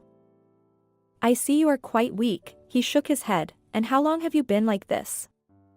"Yes, it's been a while since I've been on the road." "Well, I'll make you feel better," promised Caleb. He sounded like a good promise, but his intonation gave Olive the creeps. She stopped for a second. Where had she gone, anyway? Why had she rushed for life-saving straws? Or maybe she should have gone to the hospital after all? Caleb noticed the girl's confusion. "What's the matter with you?" he wondered. "Are you afraid of me?" "Slightly," Olive admitted. "You don't have to be afraid of me," the old man laughed. "You'll like it here. If I'm going to help you, I'm going to help you." "Tell me, how many people leave you?" Olive hesitated a little. "How many people leave you back?" "Everyone leaves. I can sense who my power might help. And if anything, I send them back right away. But I will help you." "Thank you," Olive whispered gratefully. They reached the old car. The old man opened the door and nodded for Olive to sit down. Olive shrank inwardly, knowing that another attack of nausea would not be long in coming. "Don't worry, it won't make her sick," Caleb nodded understandingly. "Here, drink my potion," and he held out a small plastic bottle of brown liquid to Olive. Olive unscrewed the cap. The liquid smelled of honey and some kind of herb. Cautiously she tasted it. "It's good," she smiled. "Drink it," the old man laughed. "It's Mother Nature's medicine." And Olive bravely took another sip. Everything was blurred before her eyes. She remembered nothing else. She woke up in some barn on a pile of straw. The moon was shining through the leaky roof. Behind the wall some nightbird was screaming. Olive sat up abruptly. She felt dizzy, and already she felt habitually nauseous. Where is she? What had happened? Olive remembered the old man at the station, the car, the decoction bottle. Exactly. Something the old man had spiked. Oh, my God. Where the hell did she go? And more importantly, to whom? Someone on the opposite wall stirred. "Hey, you awake?" came a hoarse female voice. "Who's there?" she whispered in fright. "I'm Leslie." "What's your name?" "Olive." "Did you come to Caleb for treatment, too?" the voice grinned. "Yes." The woman stood up and walked over to Olive and sat down next to her. The girl could see her in the moonlight. She was about 40 years old. Long blonde hair, big eyes, painfully thin. Leslie was dressed in a white shapeless hoodie. Olive lowered her eyes and realized that she was wearing the exact same garment. "I don't understand what's going on," she whispered. "I'm in the wrong place. I was told Caleb was healing." "And that's how he heals?" Leslie grinned again, with fear and occupational therapy. "How's that?" "And in the morning, you know. Don't get scared before you know it. When I got here, I thought I was gonna die of fright, too. But that's okay. I've been holding on for almost a month now. I found Caleb on the internet, too. It said so well. Kind grandpa's a selfless helper and all that. But in reality he's a real slave driver, and Leslie told her story. She was diagnosed with some suspicious mole 2 years ago, underwent surgery, then a course of chemotherapy and seemed fine. The disease receded, but a few months ago it returned in a more aggressive form. The doctors offered her chemo again, but they honestly said it wouldn't help for long. And then Leslie found beautiful fairy tales about Caleb on the internet. She believed them, had doubts for a long time, and then decided this was her chance. Leslie had no family. No one dissuaded her. So she went to the old man. He met her at the station, gave her something to drink, and then she ended up in the barn. And then she found out how Caleb treated her. He lived with his wife in a remote place, a river, mountains, and taiga all around. His house was strong, the homestead was fenced with a high fence, protection from curious, casual travelers. And behind this high fence, Caleb used the labor of unhappy people who sought his final salvation. He set up a veritable mini factory in his yard to produce various souvenirs and things, all the things tourists love. Caleb especially emphasized knitted things made of camel's hair. He bought untreated wool in Mongolia and had his slaves tidy it up and then spin it. His wife taught him how to knit. Sometimes she herself could sit with a needle, but more unfortunate women did all the work. Those who could not knit, they quickly learned, as the lash was in use. No one tried to escape.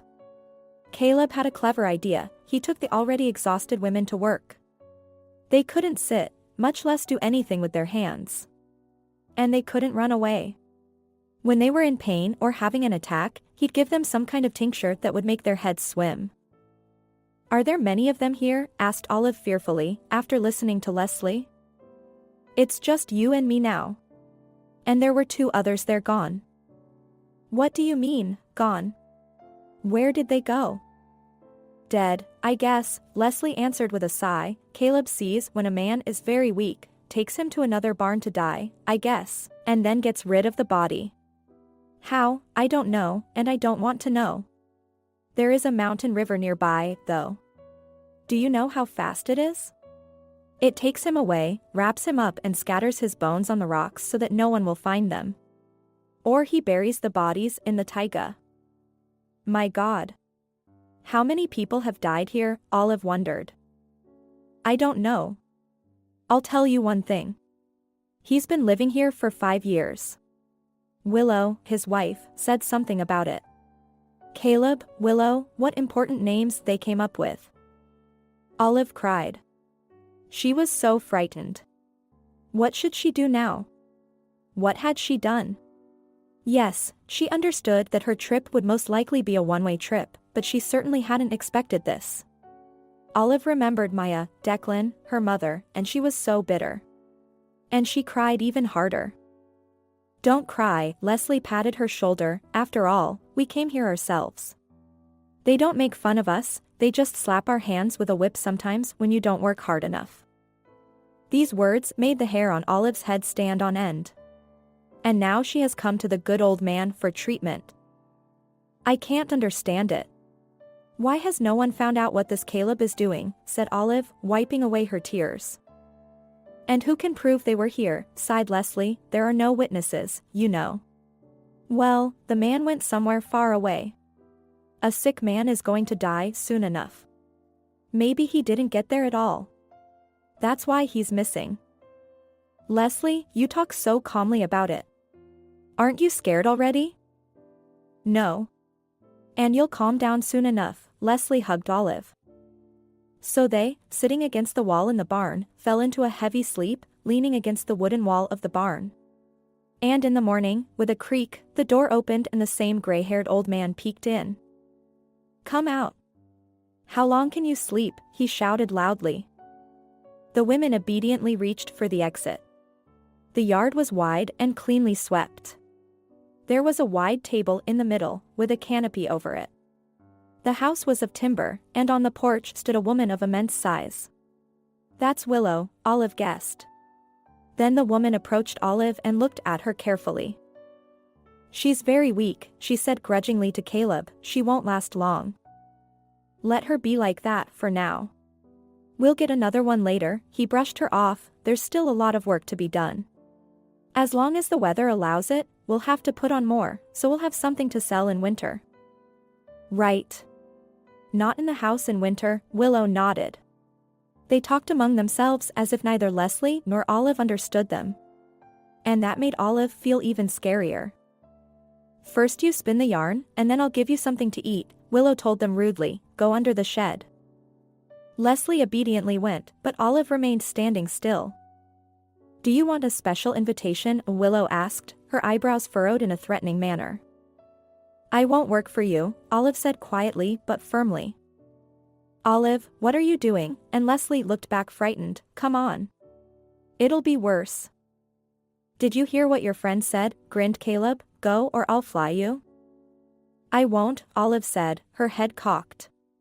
The next second she felt a whip, and then another, and another. Her eyes went black. Dizzy. Olive collapsed. Caleb, cursing, dragged her into the barn. Where did you bring such a pest from? Cried Willow, she won't do any good, you'll see. She'll get used to it, replied the old man. Olive fell into a heavy sleep. She did not hear Caleb start his car and drive off somewhere.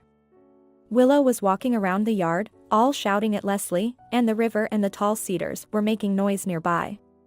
At this time Joziah strolled into the little station, and from the few passers-by he asked about a certain elder who was a healer. But no one knew of such a man, only shrugged their shoulders. He lives around here somewhere, Joziah explained in isolation. There are many of them, only people shrugged them off. But one woman suggested that Joziah was talking about an old man living with his wife in the mountains. But he doesn't heal. You've been told the wrong thing. He and his wife make souvenirs, things for tourists, she explained, of people, they don't talk to anyone. Baptist in a word. Joziah was seriously surprised. Well, they say they have a house behind a high fence. No one knows what's in there. They don't let anybody in. Though, they make good souvenirs, and very wonderful knit mittens and socks. Oh, there he is. The woman reached out her hand in the direction of an old car. A tall old man stepped out of there, and leisurely headed toward a simple building with the loud name of an internet cafe. Joziah even grinned. The old man went to social networking. And then it hit him. He imagined that this way this grandfather could look for his so-called patients. The old man was a shady one. It was useless to talk to him. So Joziah decided on a little gamble. He waited until the old man came out of the cafe and, swaying slightly, moved toward him. Excuse me, are you the medicine man? He asked, and then he coughed. The old man looked at him carefully and remained silent. I read about you on the internet once. Help me. What's wrong with you? The old man finally said.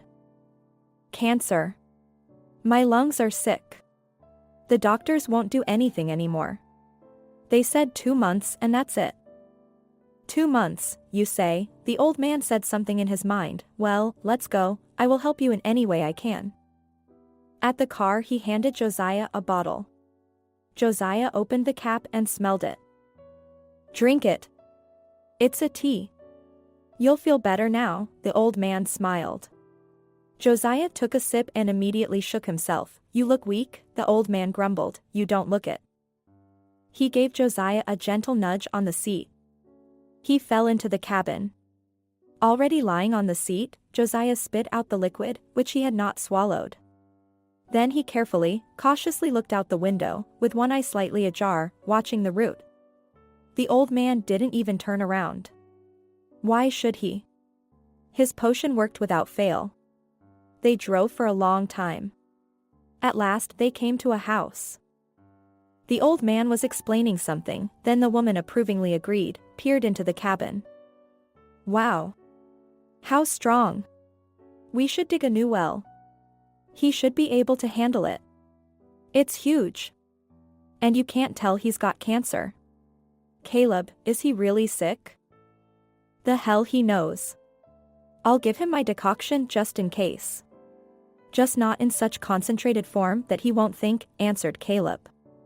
Together they dragged Joziah to the barn, and they laughed on the way that he would have a lot of fun resting with women. Has the new girl taken to her senses? Asked Caleb. No. You shouldn't have brought her. That's okay, I'll bring her up again tomorrow. She'll work like a good girl. They threw Joziah in the corner of the barn and left. Joziah lay down for a while and opened his eyes. It was already dark in the barn. Through the hole in the roof, the first stars were peeking through. Who are you? He heard a woman's husky voice. Olive, Joziah asked uncertainly. No. I'm Leslie. And Olive is asleep. She's had it today, poor thing. Where is she? Joziah jumped up from his seat. I'm here, came a faint voice, and who are you? Olive, it's me, Joziah. Joziah, the girl wondered, how are you here? Why? I've come for you, Olive. Joziah walked over to the lying girl and sat down beside her. In the starlight, they looked at each other in confusion. How did you find me? Whispered Olive, and then suddenly realized, and Declan. What about him? I left him for you. Don't worry. He's with his nanny, a very nice woman. But I don't understand how you got here. Oh, that's quite a story, and Joziah told Olive how he had gone to her village, how he had talked to Maya and Madeline, how he had looked for her. Olive, I suspected at once that you were mixed up with some charlatan. So I went looking for you. It's not even a charlatan, it's a slave owner, Olive answered him quietly, some kind of monster. And she gave a brief account of what was going on here. I'll have them tomorrow, replied Joziah and, after a little hesitation, put his arm around Olive's shoulders lightly. You must be freezing, right? A little. Thank you. It's me who should thank you for my son. Olive, I didn't know anything at the time. Kayla lied to you. You really didn't know? Olive's voice trembled, and she herself trembled with truth. My God, you're freezing. Joziah hugged her tighter. Olive, we have a son. Olive didn't say anything back to him. She only snuggled into his shoulder. She thought she was dreaming. She was with someone she had never thought of before, and he was sitting there hugging her. Everything bad in her life seemed to have receded. And in the morning the door creaked open. Caleb looked into the barn. Why are you still asleep? He shouted sternly and immediately received a powerful punch to the jaw. It was Joziah who was guarding him against the wall. And you rest now, he said, and then he twisted the old man, tying him up with a rope, which just so happened to be on the wall in the barn. Willow came running at the noise. Joziah had to be a bit hard on her, she should not be beaten, she was a woman, after all. But soon the wife was beside her husband. Joziah strode around the yard, looking around, ignoring the shouting and screaming of the bound owners. In the house he found his bag with his documents, his phone. Except the phone was no use here, the cell phone didn't pick up. Olive and Leslie's papers were there, too. A dozen other passports, all female. Joziah felt goosebumps running down his body. What a bastard. They took advantage of the helplessness of sick people, squeezed the last juices out of them. You should be sentenced to life in prison for that. Okay, girls, he told Leslie and Olive, we're going to the nearest police station, and we're going to report these bastards. Let them find out what they've been up to. You go, Leslie whispered, and I'll stay. Leslie, what are you doing? Olive wondered. I don't feel well. I'm afraid I won't make it. Where am I gonna fit in there? You and Olive will both sit in the same seat in front, Joziah answered her. You need to go to the hospital right away, Leslie, he persuaded her. They placed the criminals in the back seat, and the three of them got in front and drove off, leaving the horrible yard in the past. True, at first they listened to Willow and Caleb screaming, cursing, pleading, but Joziah promised to shut their mouths. Then they kept quiet. There was a police office at the same station. That's where Josiah took Willow and Caleb. The policeman could not believe for a long time that the information he had heard was true. But Leslie and Olive confirmed it. The lash marks on Olive's body spoke for themselves. Then Leslie became quite ill, and an ambulance came to take her away. She said goodbye to Olive. They would probably never see each other again. Olive looked thoughtfully after the ambulance took Leslie away. Yes, I won't see you in this world. But we won't see each other in this one, she said suddenly aloud. Why are you suddenly going to the next world? Josiah asked playfully. Josiah, I am ill. I have written to you about it. And your mother must have told you, if you were here. Yes, I know all that. But, Olive, yesterday I did not tell you the main thing. I found a doctor who undertakes to help you, exclaimed Josiah. We must urgently go to the capital. To be honest, I do not believe it. I have heard so much from doctors. I can't be helped. And I say you can, Josiah exclaimed with a little anger. Olive, at least this is a real chance. Or do you want to look for some charlatan again? No, I certainly won't survive a second. Caleb, Olive smiled sadly and nodded in agreement. Let's go to the capital. At least maybe I'll see my son. Kayla, meanwhile, was settling into her former home. In less than a day, she began to shout at the servants, with Samantha at all fault. Why did you make that damn soup? Those cutlets and potatoes? It's all so caloric and unhealthy, she shouted when she saw what she was about to be fed for lunch. If you don't like it, don't eat it, replied the cook, but Declan really likes it. Really? Little Declan, who was already happily eating the soup, smiled contentedly. Yes. Just like Grandma's. Live with your grandmother, then, and Kayla left the table without eating her lunch. Wicked aunt, the boy whispered quietly. Yes, she's mean and a viper, Samantha winked at him, and you eat, kid. Declan, don't bang your spoon, reminded Lexi. And everyone went on with their lunch. Everyone pretended that Kayla wasn't bothering them at all, though in the 24 hours she had been here, she had annoyed everyone. Especially Kyra, whom Josiah's ex-wife wanted to make her ally, but Sky is not a stupid girl. She's seen Kayla act like the ground is on fire under her feet, running into this house like a beaten dog and acting like she's the missus. No, honey, your time is over. And Kayla, locked in her room, thought over her next steps. Yes, we need to make contact with the boy. Otherwise he looks like a wolf. Though Kayla can barely tolerate him. He had to show up. And when is Josiah coming?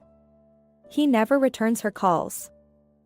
Josiah and Olive arrived in the capital toward evening.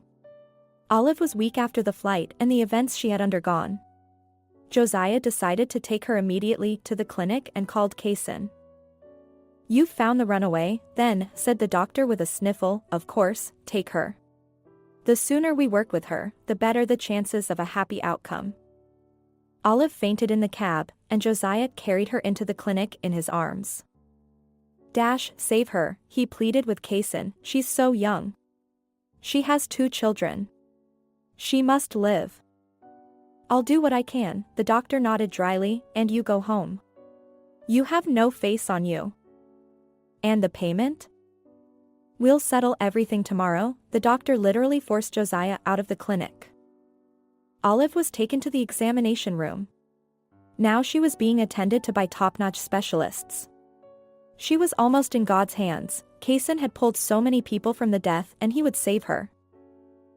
Olive, if then, coming to the office, you and Declan had stayed and waited for me, explained everything, there wouldn't be what there is now, Josiah reasoned to himself, sitting in the cab, this awful trip, meeting a crazy old man has taken even more of your strength. But you hang in there, girl, hang in there. Your children and I need you. Josiah froze in his thoughts. Yes, in the short time he had been with Olive, Josiah had realized how much he cared for her. He could still feel her frail shoulders under his palms, feel her soft, silky hair touching his cheek, and his heart sank. That night in the barn, when Olive slept on his shoulder, was something of a revelation.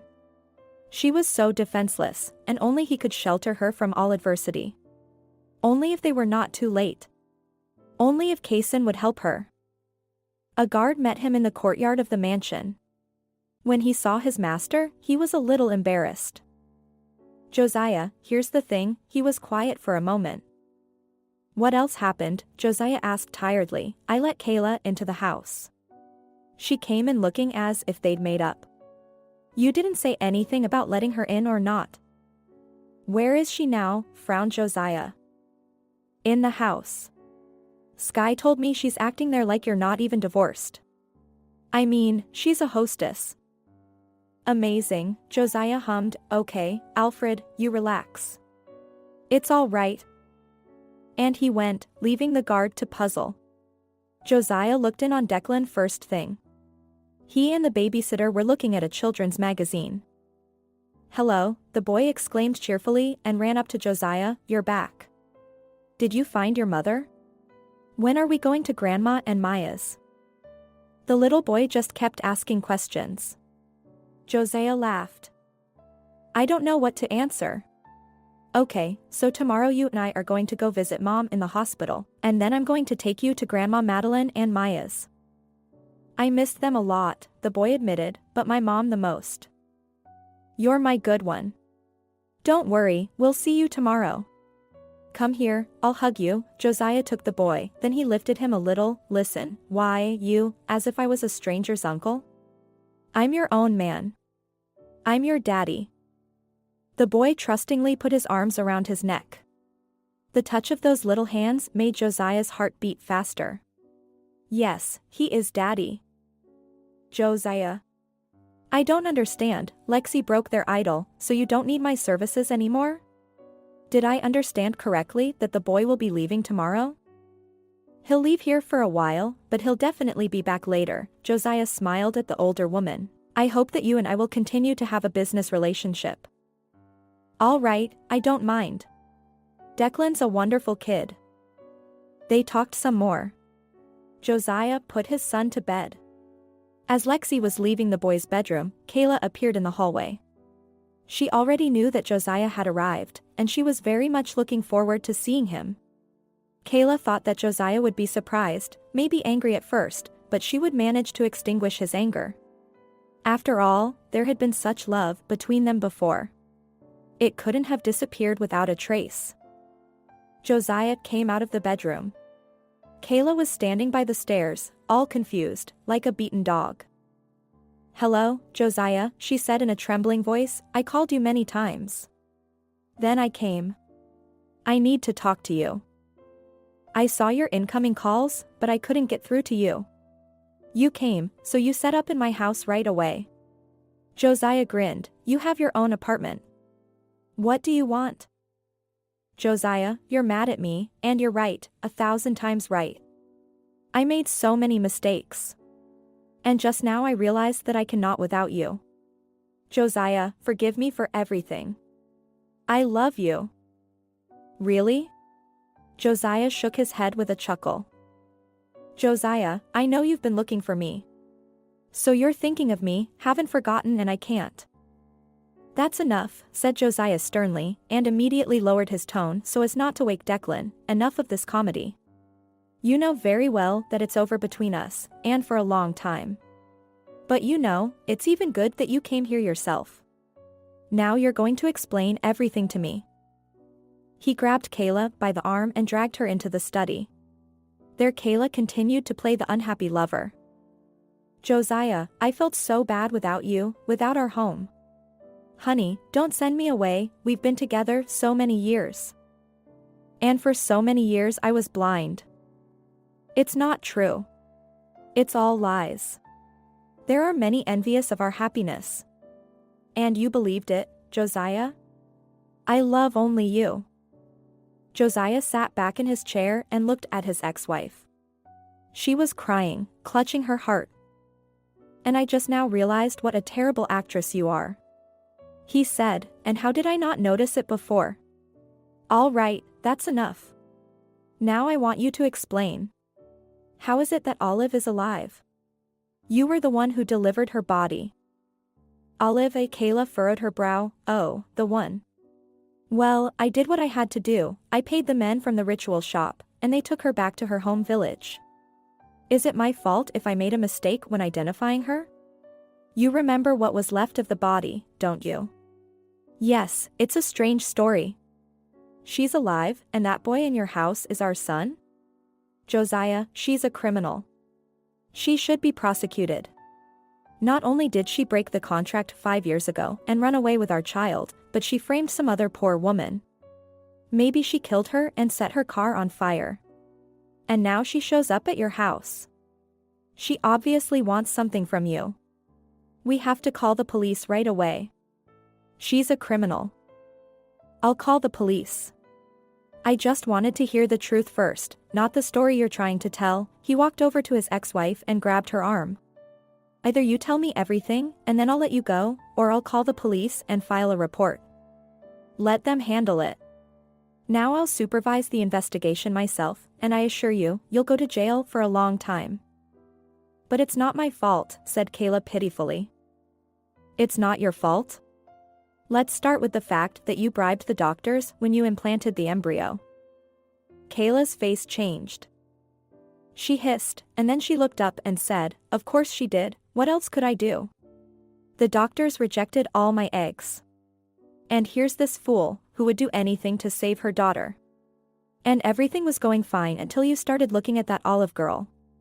I saw the way you looked at her, I had to get rid of her. I told her the truth. I knew she couldn't give up her baby. The calculation was right here. Where did the woman's corpse in the car come from? Kayla sighed heavily, pondered, walked across the room, thinking about something, then stopped and looked at Joziah with hatred. How I hate you, she said quietly. Now you're telling the truth at last. All this talk about love, said Joziah sarcastically. You've been talking about the baby all your life, Kayla continued, ignoring his tone. She was already talking, and there was no stopping her. Her anger was pouring out of her. A baby. What do I need this snotty puppy for? Especially, it is from another woman. Then I put Olive on the train, her passport was stolen after the documents were checked. This fool went away happy that now with the child will stay. And I had to act. You ruined a man, Joziah looked at his ex-wife in horror. Have you lost your mind? Kayla chuckled nervously, why would I do that when I have billets? The day before I spent Olive, I found a matching corpse in one of the morgues. Some bum had been hit by a car. The corpse was unclaimed. For a small fee, I managed everything, and gave the cab driver so much money that he then went somewhere to rest at sea. I set up the accident. You couldn't have done it yourself at all. Did you have accomplices? Kayla lowered her eyes. Admitting to her ex-husband that she was having an affair with a police general at the time was beyond her strength. The general had helped her well at the time, gave her the people who had arranged everything. He explained to the investigator what to do and how to do it. The general even saw to it that the unknown woman was buried in the nearest cemetery. It worked out without any problems. He was a good man, but he died a year after the whole story. Kayla even cried a little at the time, and then she forgot. Who helped you? Joziah raised his voice. He's not alive anymore, Kayla admitted. Joziah only shook his head. In fact, he knew everything and knew every detail. He didn't need them. He had already guessed something like that, though, and now he knew for sure. I don't understand one thing, he said at last, why have you come to my house now? Aren't you ashamed to look me in the eye? And my son? Joziah, I'm willing to kneel as long as you say. Forgive me. After all, at the end of the day, I did everything for our love. You did everything for my money, answered Joziah sharply, and at the same time you did not forget to sleep with other men. Here's the deal. Get out of my house. And do not let me see you within a radius of 5 kilometers. Understand? Joziah, how can you do this? Cried Kayla again, don't make decisions on emotion. Think about it. We used to be good together. Until I found out about your cheating. Do you really think I can forgive you for the Olive thing? You took away 5 years of my time with my son. Get out. If you don't leave now, I'll call the police.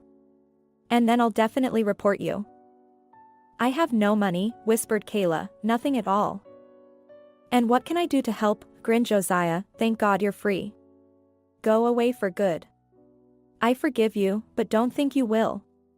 If you come after me or my son or Olive. Olive? So there is something between you. Am I mistaken? Exclaimed Kayla, flashing her eyes angrily. And that's none of your business. And once again I warn you, do not interfere with us again. So Kayla left Joziah's mansion that night. Soon Kayla sold her apartment and left. No one ever saw her again. Joziah didn't dwell on the past. It was too tiresome. Let the past remain in the past. The next day Joziah and Declan went to see Olive. She was lying in a separate room, she had regained consciousness, she was being prepared for surgery. Despite her weakness, Olive tried to pull herself up on the bed when she saw her son. My baby boy, she spoke softly, barely able to hold back her tears. Mommy, he exclaimed, ran happily to the bed, and immediately, like an adult, shifted his eyebrows. Mommy, you lie down. You need to save your strength. Daddy said you're going to need it. Daddy, Olive smiled through her tears and hugged her boy, then looked at Joziah. He stood beside her and tried to smile, believing that everything would work out for them. Thank you, she whispered to Olive. I realized that everything in this clinic is very expensive. Don't even think about it. Don't even think about it, thank you, Joziah answered and sat down on the chair next to him. Don't you worry about a thing. I will go to your mother and daughter with Declan tonight. We'll check on them. Daddy, you said you'd take me to them, the boy didn't understand. Of course I will, but just for a while. And then I'll take you all back to my place. We'll just get my mother fixed up. Joziah, let's not get that far ahead of ourselves, Olive touched his arm. Her fingers trembled, the only thing I want to ask. If anything, you take care of Declan and Maya, please. I know I have no right to ask, but my little girl, if anything happens to Mama, has no one else in the world. I told you we're all together now, Joziah answered her seriously, and don't think of anything bad. The doctor said everything will be all right. Olive only nodded weakly in response. In fact, Kaysen did not give any favorable prognosis. He refused to talk about it at all. Everything would be cleared during the operation. Joziah only stopped by the office that day and then went with you to a distant village. Joziah decided that, for the duration of the operation, the boy would be with his own grandmother. And then we will see what to do next. Declan sat behind Joziah most of the way and looked out the window enthusiastically. For the boy it was his first such long car trip. And by evening, when they stopped at a roadside hotel, he just lay down on the bed and immediately fell asleep. Joziah lay down beside him, carefully covering the boy with a blanket. Sleep, son, he whispered. In the morning they set out again. They were in the village by dinner time. Joziah almost passed Madeline's house, didn't recognize him simply. And Declan didn't recognize it either, only by the apple tree in the orchard, and determined. Where's our house? The boy asked fearfully. And this is it. Only it has been repaired, laughed Joziah, looking at the work of the construction crew with pleasure. The builders had fixed the roof, put in plastic windows, clad the house, and fixed the foundation. The same old barn that loomed menacingly in the back of the homestead was gone. In its place was a small outbuilding. Everything was in place and to the point. Now Joziah and Declan got out of the car. Maya ran out of the house, followed by Grandma Madeline, leaning on her cane. Oh, and my favorite grandson has arrived, the old lady exclaimed, Declan. The boy shone with a smile and rushed to his grandmother, to his little sister. They hugged each other, saying something to each other. Joziah stood beside them and smiled. How good it is when relatives are together. Yes, he could not tear Declan away from Maya and Madeline, even if something happened to Olive. And immediately corrected himself mentally, Olive would be fine. Later, they were in the kitchen drinking tea and talking. Madeline at length thanked Joziah. Now her house was like a toy, the envy of all the neighbors. The builders wanted to rebuild the stove, but I wouldn't let them, it's getting cold. And while they are doing their work, should we live in the cold? They are going to leave dirt behind. I have a good stove, the old lady said, it will keep us warm for about 5 years. Let it stay that way for now. And next year you need gas. I see you have a pipe in the garden. Yes, but it just runs through it. It's very expensive to put gas in the house. Don't worry about that. They were quiet. And as the brother and sister fled into the room, the elderly woman asked her main question, with anxiety and trepidation in her voice, how her daughter was doing. Joziah didn't go into detail about the trip. He only mentioned that he found her quickly and had a serious talk with her. Said she needed to be treated by the right doctors. That's what you said, Grandma Madeline said, wiping away her tears. Will the doctors help? The operation will be one of these days. In the meantime, we have to do some tests and prepare ourselves. Madeline, can Declan stay with you for a while? I have work to do. He's fine with us, but he's better off with you. You ask, the old woman spluttered, Declan is my own grandson. I always feel better with him. My heart wasn't in the right place, and now I'm ready to sing songs. My dearest ones are with me. I wish Olive would get better. Let's hope so, Joziah nodded. He left, promising to come back soon. Madeline, after seeing him off and putting him to bed for the night, stood by the icon of Nicholas the Wonderworker for a long time and prayed silently. The words were unintelligible. But what for are they needed when a prayer comes from the heart? The elderly woman was thankful that her stubborn daughter had been found, that she had agreed to the treatment. Madeline asked for one thing, to give strength to her Olive. She also asked for a little miracle, may that illness not seem so terrible. Surgery was scheduled for Friday. Kaysen personally called Joziah to let her know. Now all that was left to do was wait, but the phone was silent. Things weren't working out. Joziah sat and waited. Ariel saw the tension of the chief, tried to distract him somehow, make some tea, or coffee. Ariel, I'm going to have your coffee coming out of my ears, Joziah said suddenly and pitifully. Oh, I'm sorry, said Ariel frightenedly, I can just see that you're not finding yourselves. Yes, you're right. And why is it taking so long to do this operation? It will be all right. You'll see. Ariel smiled encouragingly. Of course, no one knew anything for sure, but everyone was hopeful. By the way, the office knew the whole Joziah and Olive story from somewhere. Who? No one gave it a second thought. Ariel continued to communicate well with Lexi, the very nanny, but she had a big secret and told the story she had witnessed by chance. She didn't know the details, but there was enough information.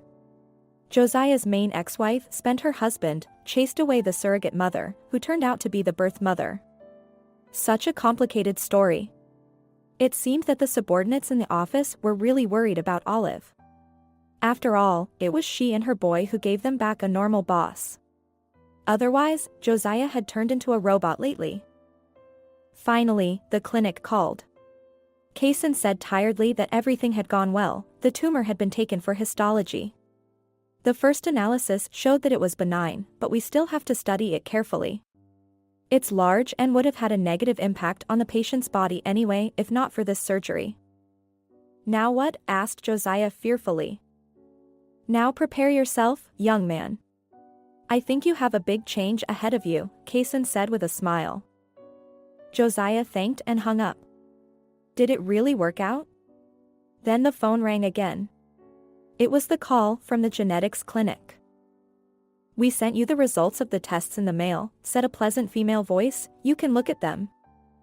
Young lady, can you say it in your own words? Asked Joziah. Basically, he hadn't cared for a long time what the examination would show. In your own words, you are the boy's biological father. And the second test? The girl and the boy are related to each other. Thank you, Josiah thanked, then smiled and shrugged. He already knew all that. The new year was only a couple of days away. At last Olive was able to leave the clinic. She was still weak, pale, but most importantly, she was healthy. Yes, she had been through a lot.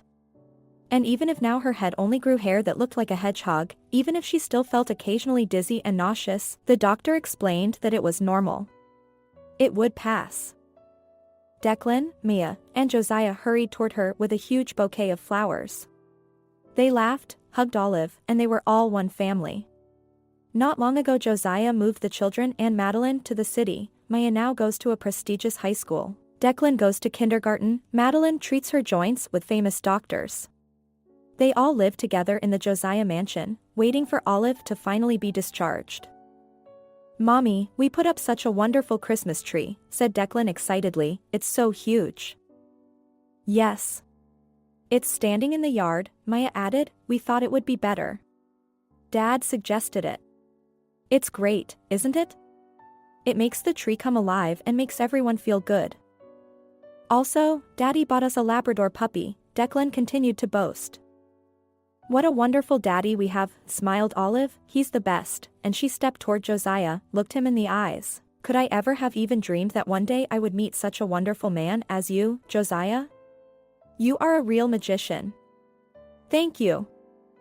I'm still just learning," Josiah smiled. "Oh, by the way, you owe me something else." "What?" confused Olive. "You haven't answered me yet. Will you marry me?" Olive put her head on his shoulder and said softly, "You are my most beloved and best man. And you are the only I want to be with for the rest of my life. Of course, I agree to be your wife." An amazing story, isn't it? Thank you for listening till the end. I sincerely hope that you truly enjoyed it. Don't forget to subscribe to the channel and rate this video. See you in the comments and in new releases.